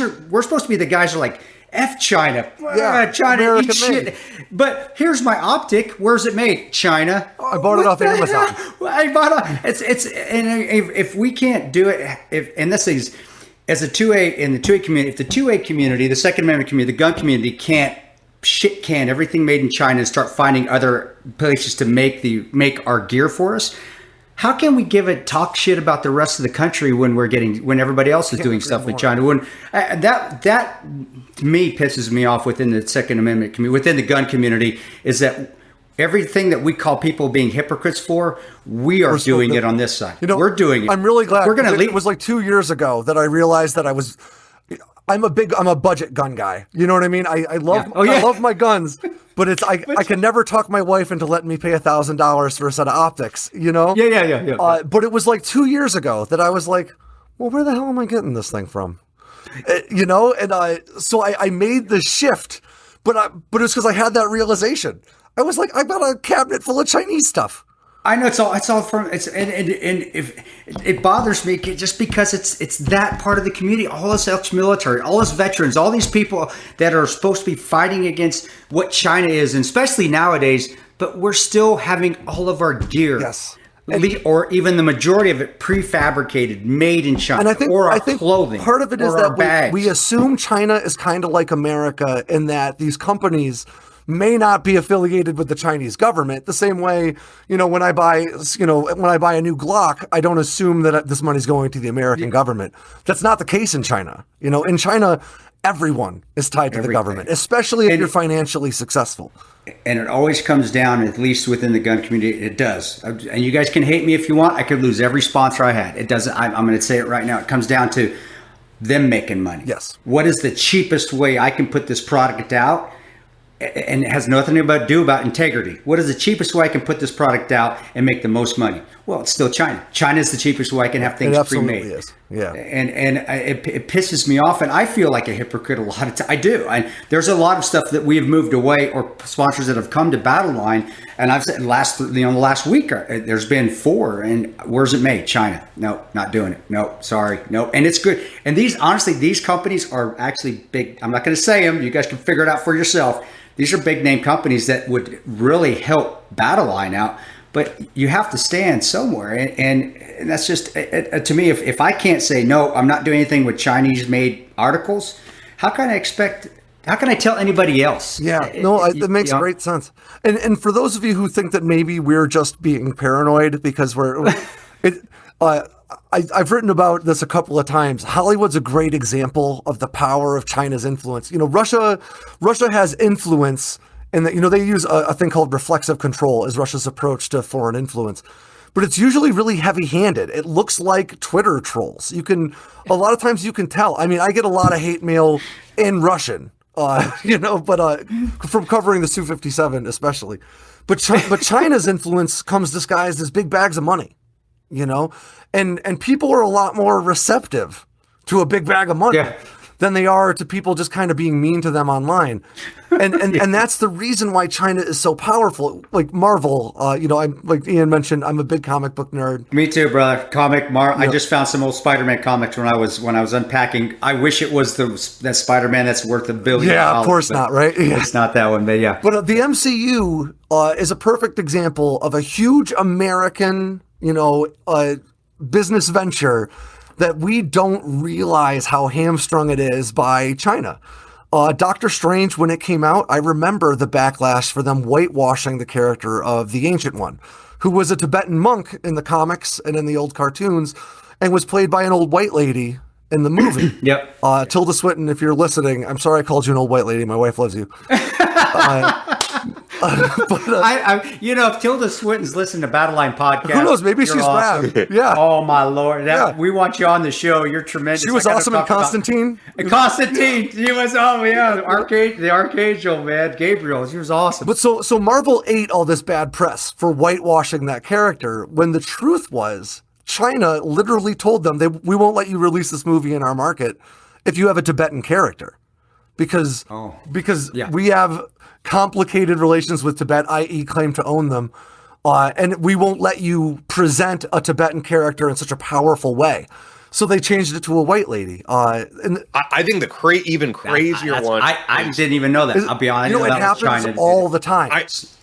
Wow. I know Alex knows about this one, Chris. Did you know about this one? I mean, what film is more American? Chris, you're still there, right? Yeah, I'm here. Okay. I'm here. My chair was squeaking, and I thought it's all good. On there. I'm just showing my ass right now. But I mean, what film is more American than Top Gun? I was going to say than Top Gun, because I know you've heard about this. Have you heard about this one, Chris? No, I haven't. Oh man! So tell me. I haven't. The jacket that Tom Cruise wears in the first Top Gun has a Taiwan patch. It's got two of them in the trailer. What, two of them? You said? So 2 Taiwan patches in the trailer for Top Gun 2. No more Taiwan. It's the same jacket because the Chinese jacket, but they pulled the patches off and replaced them with such horseshit. Dude. I can give you an even crazier one. In one of the recent Mission Impossible movies, they made the studio go back and use CGI to remove the clotheslines that were visible on top of buildings in Beijing, because the Chinese government did not want foreign nations to know that if you live in a skyscraper in Beijing, you still probably don't have a dryer. So they made them spend tens of thousands of dollars to erase the clotheslines from the shot, or they wouldn't let them release it, which we're talking about hundreds of millions of dollars is what they're making. And it's the second largest, movie market in the world. Red Dawn was another good example. The remake, they filmed the entire Red Dawn remake with China as the bad guy. But then when the movie hit theaters, it was North Korea, which was a lot less believable. I didn't know that. Yeah, I know. I mean, I saw you probably saw the trailers, and in the trailers, it was China. It was. I didn't even think about that. I just watched it again a couple weeks ago. It was on when I was in a hotel. It's not as good as the original. No, it's not. It's not. No, still bad. But I did. I had no idea. I thought it was always North Korea. After the entire filming and post-production had wrapped, they went back with 3 production teams and changed every flag to a North Korean flag. Wow. Overdubbed the language to Korean language, replaced the patches on the uniforms, all through CGI. And not because they intended to release this movie in China. They didn't. It was because Chinese investors into the studio were pushing back on the idea of China being presented as the bad guy. So here we have China, whose government is literally positioning itself. And I want to be clear earlier, China has a huge navy, but it is a green water navy. They're not global.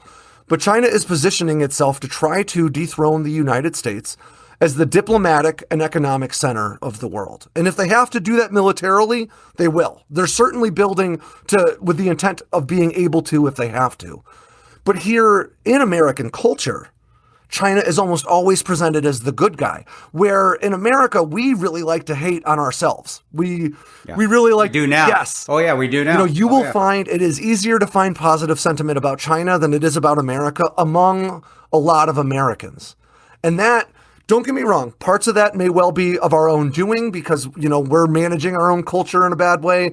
We've made plenty of our own mistakes. But it's a lack of realistic context. When you think about 3 million Uyghurs in concentration camps in China right now, they clearly are not a more accepting society. They're not a more inclusive society than we are, but we have this positive image of them because they pay for it. And why we sit and drown in our liberal white guilt, man. I'm telling you what, and you may guys hate me for it, but that's the truth. We sit there and we're like, we are just a terrible, terrible country, except for those that have actually spent time outside the United States and been in third world countries, yes. been driving down the road and being in the sea of plastic bags and trash. Yes. Along main highways. I remember being in Mozambique and people living in structures that were made out of those bags of trash, Or going by, like in Kabul, Afghanistan, outside in the UNICEF, UNHCR camp, walking through there and just like, oh my, how are people still living? Basically, you're just shitting in a bucket. And these are all refugees. And then they're still doing fighting, and the warlords are still having their teas and carpet lunches out in the Salang. 100% right. But it's just it's still, and then we come home and we're a terrible country. It's just like, oh my gosh, you have no idea how awesome we have it, and we can't still lead by example if we quit trying to beat ourselves up. If we start looking for ways, to fix things, when we present solutions, we always have a right solution and a left solution. And no matter what, every one of them is kind of skewed in a way that doesn't benefit the other guys. We never really try to find a way to combine those. We never try to find that common ground. And to be honest with you, this political turmoil is incredibly beneficial for our competitors in places like China. For our enemies. Xi Jinping is the president for life. They're not going to change administrations every 4 to 8 years. They're not going to change their trajectories or their goals. Vladimir Putin is not going anywhere, and when he does, it'll be for a guy that he picks. Russia and China can play the long game. People think that Russia got involved in the 2016 presidential election to get Trump elected. That isn't what Russia's goals were. No. Russia's goals were to degrade our trust in our own system. Russia started that as the Soviet Union. When rumors started to swirl that JFK could have been assassinated by the CIA, the Kremlin immediately started pushing out news stories in their owned news outlets that substantiated that.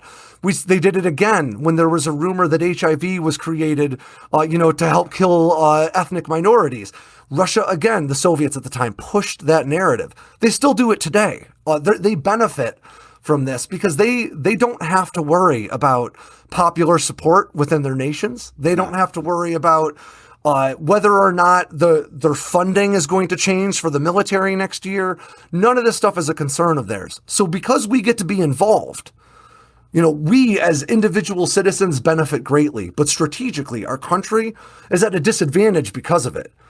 And back then they didn't have the which is a weapon. I think they didn't have the weapons of social media. Yeah, social media is a weapon, man. They've utilized it. It is unconventional warfare. It lets you engage directly with citizens of foreign nations on a peer-to-peer basis, even allowing them to think that you are a part of their own social group. Yeah, Alex, I was going to ask you something in terms of social media too, and when you were saying that, unlike here, when the Chinese companies are involved, there is a link to the Chinese Communist Party. This is an older news story, and I don't think anything is going to happen with it. But what was your opinion on the whole Trump going after TikTok thing? Because, TikTok is such a huge platform among Gen Z, and it is owned by China. So I have the same concerns about TikTok as I had about that Face app that was that the servers were housed in Russia. Maybe a year prior. Everybody, you're talking about the one everybody was using to make you look. They're not the Oh, I thought it was like the Will Ferrell faceback app and the other. No, it's okay. You remember? It was big on social media for a minute. Everybody posting pictures of what they'd look like very old. Oh, I see. So that was an app that belonged primarily on Russian servers, the same way TikTok lives primarily on Chinese servers. And this is what people need to understand about how different the internet is in these other nations. China and Russia in particular have built the infrastructure of their own internet in such a way that they can literally turn off access to the outside world. Russia tested it twice here in the past 2 years, effectively establishing just an internal Russian internet. China does the same thing. We call it the Great Firewall, right? China maintains incredibly strict censorship over everything on their internet. It is illegal to make puns using Mandarin Chinese characters on the Chinese internet. It's illegal to reference Xi Jinping and Winnie the Pooh in the same sentence because he looks like Winnie the Pooh. So they made it illegal to mention them both in the same paragraph. China maintains an army of people whose job it is to sift through literally all of the internet traffic that they have. Wow, I now want you to do that again. So make sure see if China tries to censor Battleline Podcast. Mention Winnie the Pooh and Xi Jinping looks exactly like Winnie the Pooh. Thank you. I want that on there. Nice job. Well done. Okay, good job, Marine. Right. Fucking go big or go home. You ain't got right? hair on your nutsack unless you do that on your podcast. Outstanding.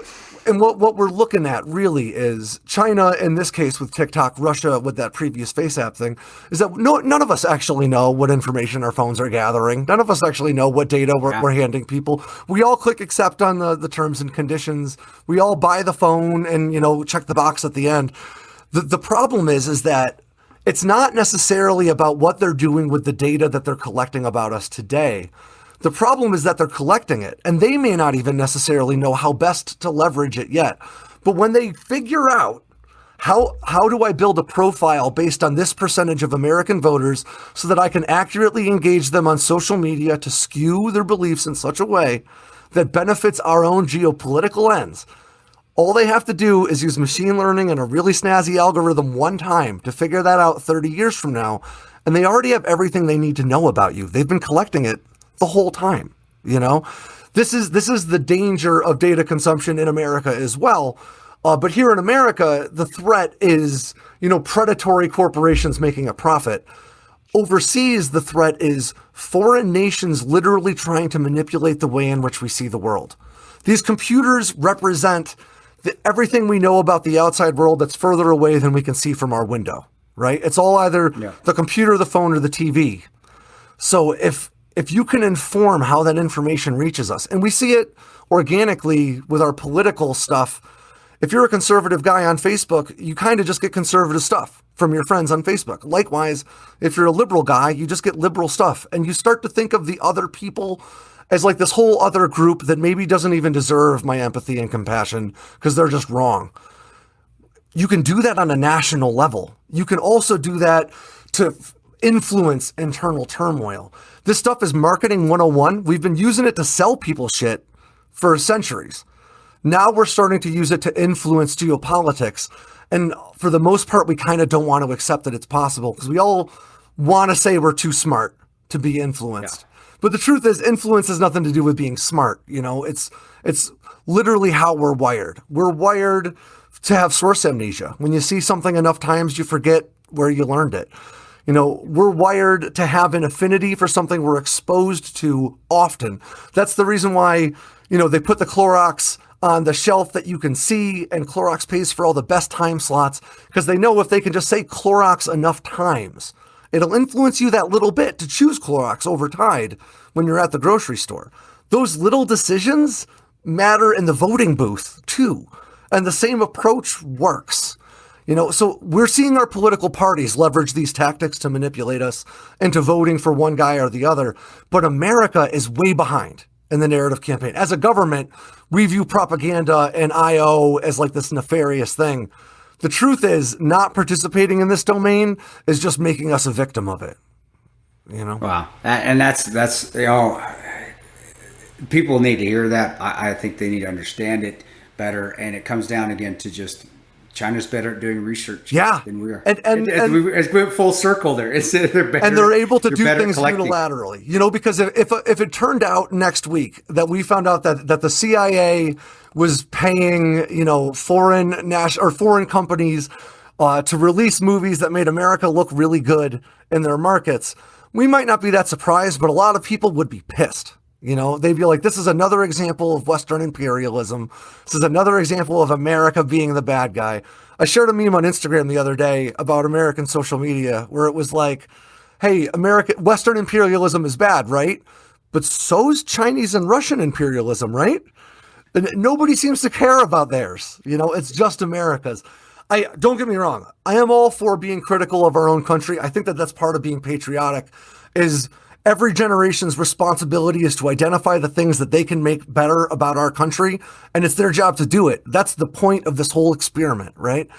But we shouldn't get so caught up in sniffing our own farts that we forget, you know. They forget that there are still other countries that want to knock us down a peg or want to be the top dog in whether it's industry or military or all the above. And their motivations, they don't have the same publicly driven good temperament, good nature. No, and as far as people get, America still does. Americans, absolutely, as a group for the most part, are still empathetic, are still sympathetic to the plights of others. Look at how much bad press we get because of 12 civilian casualties in Afghanistan. Exactly, and then you got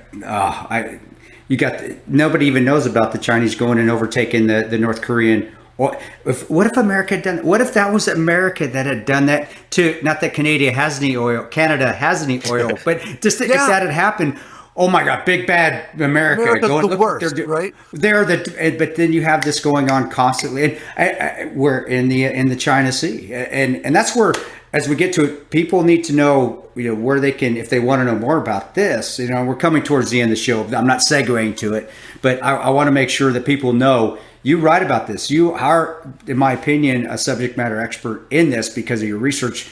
Where can they find more? And if they want to read more about this particular aspect of, I know you write a lot of stuff, but this in particular, just go on Sandbox? Yeah, please, by all means, check out sandboxnews.com. It's Sandbox with 2 X's. Lord knows if you use 1 X, it might be a weird site. Sandboxnews.com. I'm sure you've checked. Yeah, with 2 X's, or sandbox with 2 X's.us, and you can just click on the news tab. We've got a ton of stuff about China in both our tech and our military affairs sections. I would really encourage people to check it out. But also, you know, don't just read our vantage point. I please, by all means, go click refresh 6,000 times on my page today. I could use the ad impressions, but check out other perspectives too, because I have a unique perspective, which is based on I started by studying and covering foreign policy. North Korea was my beat for a while. Through that, I found my way to technology basically by covering the development in North Korea's ballistic missile programs and stuff. Popular Mechanics hunted me down based on that and asked me to dive more into aviation.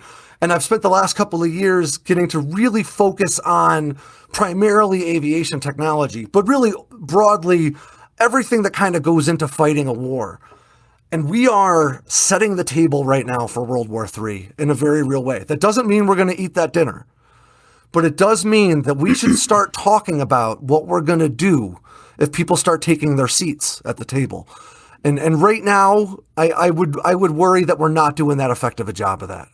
You know. And last thing, I know we're going a little long here. As a guy that was on the ground, I'm no longer. I want to be home and go fishing. I don't want to do that anymore.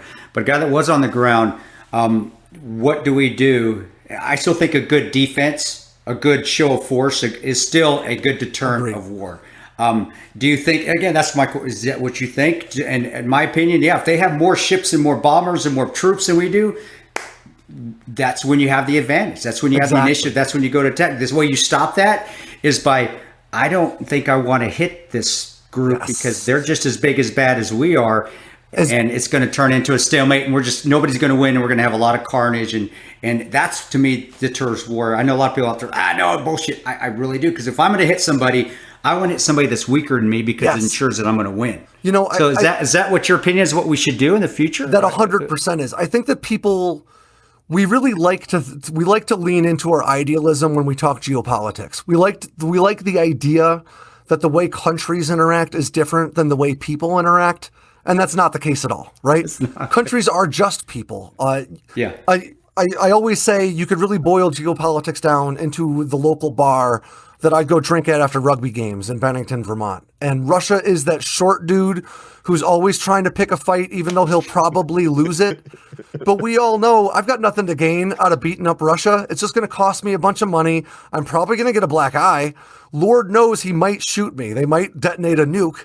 It's not worth the fight. I'm just going to let him walk around puffing out his chest. China is a much more dangerous dude. China's that guy you can't stand, who your girlfriend has a crush on over there, because nobody knows that he's actually doing a bunch of drugs and he's actually a real asshole. They just know that he's got a Porsche and that shirt's really nice. The way that our countries interact is just like the way we interact. And the best way to deter a fight is to look like you'll win it, and it's just what Tonto's saying. If China thinks that they can steamroll us, they will. I think China's real strategy is to overtake us without firing a shot, but just kind of usurping diplomatic and economic power. But they want to make sure that they're powerful enough that we won't stand up to them. The only way we can stop them is to make sure that we're powerful enough that they won't want to pick that fight, that they won't want to throw that punch. Yeah. Russia they don't have a ton of money, so they basically use the threat of nuclear annihilation all the time. It's like their go-to. China's got nukes too. Their military is not nearly as advanced, widespread as ours, but they certainly have a great deal of capability. If we were going to fight them, it wouldn't probably be here. It would be there, most likely all on the water. But it would cripple the global economy, right? Yeah. The way we win a fight with China is the same way we won the Cold War with the Soviet Union. We've got to be honest, outspend to some extent. We've got to outlast and we've got to outplan. And eventually, we need to let their bad actions, their mistreatment of their own people, their mistreatment of their foreign partners, their aggressive behavior on the world stage, we've got to let that deflate this great amount of power that they're getting now. And if that doesn't work, we've got to be ready to stand and swing. I don't want it to happen. Lord knows I don't want my daughter to fight that fight. No. Anybody that's seen war does not want war. I want nothing to do with war again. No, I don't want to see it. I don't want my kids to see it. It's the worst thing we can do, other than sometimes not doing it, right? That's the last case scenario. And for your corporations out there, especially, you got to stop you got to figure out a different alternative to buying Chinese made products. And right now, South America and Central America have tremendous companies out there that are actually making products that are going to compete with China. And why not? I mean, we want to support the Latin America, the Latino communities, and God bless them, man. And I'm Latino. I see them out there busting their asses right now as everybody's fighting. The Caucasians, African Americans are fighting about racism. Man, the Latinos are out there kicking ass and hustling, and I love seeing it. But why not? Hey, we want to support. We want to build the infrastructure up in South America, Central America, Mexico. Let's start moving. Let's start finding businesses that are doing it. Thadia is a perfect example on that company. Thadia was my athletic company. They used to do stuff for T-shirts. Now, it wasn't that technology, but it's T-shirts. It's an example. They moved from Chinese made down to Costa Rica, utilizing stuff out of South America. And it's like, why can't we all start to look that way, even though it's going to cost corporations a buttload of money? But I'll say, as a consumer, I will say this right now to any corporations that are listening: I'll pay $1.50 more for something that's not made in China. Yeah. And that's what, the same way we were talking about that individual responsibility is how we fix news media. That same individual responsibility is how we fix, our country's reliance on China's economy and on China's resources. We vote every day with our attention and with our money, and with our pocketbooks. Yep. And guys like us, we get to play our role. China, stop with our. Hold on, do that over again because I lost you, man. Did you lose him again? I thought no, China, I didn't. But he can say that again. Can you say that again? China blocked us. Yeah, no problem. All of us are us consumers. We decide out there. We vote every day with our attention online and with our money at the store, right? And guys like us, we have platforms that we can use to try to talk to people about these things. But ultimately, us talking about these things doesn't actually manifest change. That's the actual behavior of the readers, of the listeners, of the people at Walmart that are shopping right now, of the people that are scrolling through their news feeds right now. If you want news media to improve, you fix it with your actions. And if you want America's economy to be more based on American partnered nations and on America itself, you vote for that with the things that you purchase. You know, honestly, it's just like trying to lose a little bit of weight. If you think about how many calories you drink, you know, you might be a little bit less apt to grab that other beer, right? And if you think about how much money you're mailing China, you might be a little bit less apt to buy that cheaper optic. You might pay 50 more bucks. You might be a little bit less apt to buy that cheaper t-shirt. You might pay $1 more. And those things multiplied across 330 million Americans, multiplied across 365 days a year, has a huge impact. You know, definitely. See, guys, not all Marines eat crayons, guys. I mean, I still some Marines out there. I think Ian's seen. Okay, you still. Ian may have seen. You actually did. I literally did when we were at I was at SHOT Show in Vegas a few years ago, and someone brought a platter out. I wasn't gonna, not. You had to partake, dude. You still got to give respect to your lineage. I get you. That red crayon, man. The red ones dude, this has been. This has been an excellent conversation, man. Yeah. I mean, I think we really went all over the map here, and hopefully people appreciate it. Definitely check out Sandbox and follow Alex on Twitter at Alex Hollings 52. And then you have like 2 Instagrams now. I'm used to your one with your daughter stuff, but you have. I had some creepy guy steal a bunch of pictures of my daughter and use it. I'm sorry, dude. That was I apologize. You didn't know it was me. Dude. I spent 2 years building my tiny 2,000 or 3,000 following on Instagram, and then set that account to private and made a new one where I only post pictures of airplanes and stuff.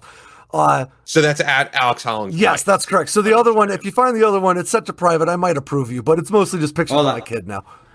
That's you. I got that. I'm following it right now. Me. Yeah, that's me. You got it. I'm following that. Hey, will you approve me? I promise I'll give the pictures back. So that's a deal. What's the other one, man? Give me your. Can I ask you for the other one? If you don't, I'm not even sure. It's Archetype 52. I want to say, but I don't know for sure. Yeah, I was like, I know that. Yeah, but Archetype 52. But yeah, and by all means, find me on Facebook as well at Alex Hollings Writer. But honestly, I interact mostly on Twitter. It's really where you're going to get the most of me. Oh, and of course, this was great. AlexHollings.com too, but I never update it. I really appreciate you coming on, man. And it's funny. The last time I talked to Alex, Chris knows this, I think, was when I was a personal trainer and I needed Alex and Chris's wife, Tanya, to talk me off the ledge a little bit. That I had this girl who was really strong, deadlifting like a small amount of weight, and then I moved her up to 135, and I was like, man, is she gonna get injured? Did I overdo it? Yeah, I remember that. Fine. And I remember I talked to Tanya, and Tanya's like, a little bit. It sounds like it was a little bit much. You might want to do lower weight, higher rep. But if she's, and she turned out to be fine. But honestly, Alex's background with training and Tanya's background, those were the 2 people I talked to that they're like, calm down. But honestly, man, that speaks to what we're talking. You genuinely cared. When I was a personal trainer, for some reason, the only customers I ever got were like 48-year-old ladies who just wanted to sexually harass me. So they were never. That's because you were in. Where were you? I was at 29 Palms. I worked at a civilian gym off base. At 29 Palms as like a corporal. I walked around at like 200 and was fighting at 180 at the time. So it was like a great job for cutting because I could walk around in a sauna suit and just be miserable. But I don't miss my training days. I'm going to be honest with you. Oh, dude! Hey, this Architect 52. That's you. That's my account. That's just mostly pics of my kid and stuff. Oh, okay. I got the wrong one. This is all just Archetype. Archetype. Yeah. I went to Architect 52. I'm like, no. Sorry, Archetype. I'm like, I saw this. I'm like, oh my gosh, you build all that stuff? That is incredible. The background, no, you can't see it because of my microphone. I build dumb things like that Zelda shield is what I build. Stuff like that. Zelda? Are you a Zelda player? I'm a video game guy, but my wife is the video game player. That I made that shield for her. I make knives mostly, but every once in a while I make dumb foam things and stuff like that. Dude, still though, I love it. Nice job. Sorry, I went long. It was really good. Yeah, honestly, this has been a blast. I really appreciate you guys having me come on, especially Ian. I love Ian, so I'm always happy to get a chance to chat with him. Thank you, bro. But Tonto, I've been aware of you. I followed you for a long time, and it's been great to actually I've heard 100 times that you're a great guy. It was great to get to experience it and be able, now I can say that too. Thanks. It's all fucking lies, you cocksuckers. That's all lies. Oh, dude, thanks, man. And we'll definitely have you on again. No, I love this, man. You keep doing tremendous work because you're spot on. And man, I keep telling people that. And hey, stop. Just you guys got to recognize it's. And you don't want to be that conspiracy theorist, but you're still just, gosh, you just see the signs, and we've already. That's how we used to win our wars easily, is by the misinformation, disinformation, or over dramatization of media. Now with social media, it's so much easier. And you don't have to just throw pamphlets out of airplanes anymore. Yes, yes, exactly. It works way better. It costs next to nothing, and it's everywhere. Nothing, yeah. Yeah. Outstanding, but brother. The way that you inoculate yourself to it is just pay attention, right? Yeah, that was great. I mean, I think we covered a lot of ground, everything from social media to China and Russia. I'll definitely have to title it something with China and Russia. But as you said, it all went full circle. Yeah, he did. When I like to get a little bit of the military service. I didn't plan on it going that route. As we got into it, I'll be honest, buddy, we got into that. I was like, gosh, I don't want to get into the politics of it. So we're starting to skim that route. Let's try to get it back over where we're just talking about the facts of what he's finding. And it is. And he knows his shit. And at least in my opinion, I don't get out there and well, I do. You know what? You help me. You do. You help me figure out what's going on around there. And that I do the sponsor, our news sponsor. 1440, yeah. 1440. I mean, I do. It comes on my feed, and I'll look at it. So I'm not as ignorant to the news that's going on nowadays. I still don't watch. You're not obsessed with it. Exactly. It's good. But what he's saying is stuff that I think we had been talking about since the origination of our show. We just don't get into it in that depth. And I actually don't think anything we got into for the most part was that political. I mean, it's just factual of what's going on with China and the U.S. I mean, there's nothing really that political about it, that they are using data. They are using it against us. Yeah. But since we went really long, I think that's about it. Hope you guys had a great Father's Day. I know that coming up, I'm really excited for next week. I will be on the Team House. And then I think the following week you will be on am I on the Team House? I think in July. Yeah. I think like first week of July. So we'll be on, I think, the week after me. So we will obviously plug our stuff. But we love those guys. That show is doing really good. And I'll always be on with Jack and Dave. Dave. Sorry, Dave, dude. You know what was funny? If something popped up, I was listening to my music and I must have hit the episode with you, me, and Jack. I think was it number 4. And it was early. I've never listened really. I listened brief. Like I'll listen to the snippets that you send me, and that's it. But I've never listened to a whole episode. And actually, I did make it through. I have to admit, that was a pretty good episode. so if you guys want to go back and listen to an old Battleline episode, that one with Jack Murphy was excellent. And I'm probably more critical than any listener out there of myself. And Jack, I think, was outstanding, and the sound quality was awesome for an early episode. That was because we were in studio. Yeah, it was really after. It was the period where we were doing Skype that was really crazy. But we have a ton of people because it's like there's no shortage of people we want to get on. I'm pulling out my phone because it's like, just to give you guys an idea, like I know that Mark from the Patriots Creed we have to get on, and I got Tulsi Gabbard's contact from Rudy, and I got Rob Furlong's contact from our guy at Coat of Arms, and I want to get Jade Struck on, Rudy's girlfriend. Jessica Lynch has been pitched on. I'd like to get Jessica on. We'd like absolutely Paul Braun. Yeah. And then like the part 2s, I want to get Derek Gannon back on. I want to get Jack Carr back on. I want to get Brad Thor back on. BK we talked about. So it's like, people ask me, when are you going to get this guy, and this guy? And it's just, there's no shortage of people that we both really want on. So. And the Patriots Creed, the book I wrote, the only person we've had on from the book, we've had Ben and Tom Block. We've got like 5 other guys. And Scott Guerin. And Scotty. So we've got 4 other people from the book that went through their own hellacious things downrange and now overcame it to get on as well. Rob Jabber's one.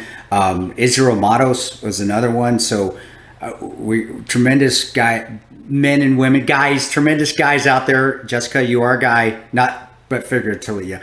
But just their stories out there of overcoming adversity, being in car bomb, being shot at, being a POW and being rescued. And, Jessica, with her story, I did have my 2nd Ranger Battalion, my old squad. I had since left, but they were the blocking team. I don't think she knows that. They were the blocking team for when DevGru went in and rescued her.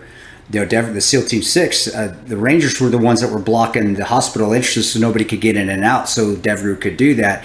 And then the Rangers are the ones that ended up 2nd Ranger Battalion. Guys from that company stayed behind, were the ones that were digging up the bodies with their bare hands of her fallen teammates that got killed during that ambush where she was. And I remember my buddy Chris Voss telling me about it. I was actually his team leader before I left and was doing other things. He was telling me about it. He said the smell, and they did know they were going to have to do that. So they didn't bring any of their e-tools, no digging utensils. It was just with their hands digging up dirt. And he said it was like the bodies, the way they hadn't fully decomposed yet. It was just mush, just digging. And to me, that story, when he told me, like, man, that's amazing. So I know if she wants to talk about it, I know I will mention it when she's on the show. But people just think that the rescue was outstanding. It was, but they didn't realize that there's so much more that goes on in an operation. It's just not what you see on the TV, all the stuff that goes on after it, because no man gets left behind, and they left nobody behind. But can you imagine that? They're just digging in newly buried bodies that are decomposing, and the smell of with your bare hands, because you don't have no shovels, and just trying to collect everything to get out of there. Also, while you're trying to protect yourself and taking fire. I definitely could not imagine. That'll be a deep one if we get into that. Yeah. But yeah, as always, hope you guys enjoyed this and support our sponsors. That's how we keep things going. We have some great sponsors on this episode. And like all of our pages and all that. Share everything that we put out there if you can, and it helps us out. And also go to tontosgearlocker.com. Definitely. Thanks, guys. Thanks again. God bless you all. Hope you always had a great Father's Day.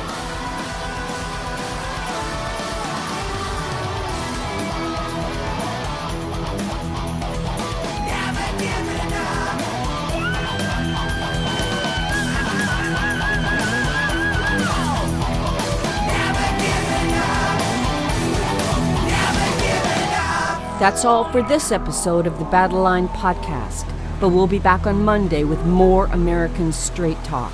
Until then, be sure to follow us on Instagram at Battleline Podcast and on Twitter at Battleline Pod. To sign up for future Battleline tactical courses, go to www.christantoparanto.net. Believe in yourself, face all challenges head on, and as always, never quit.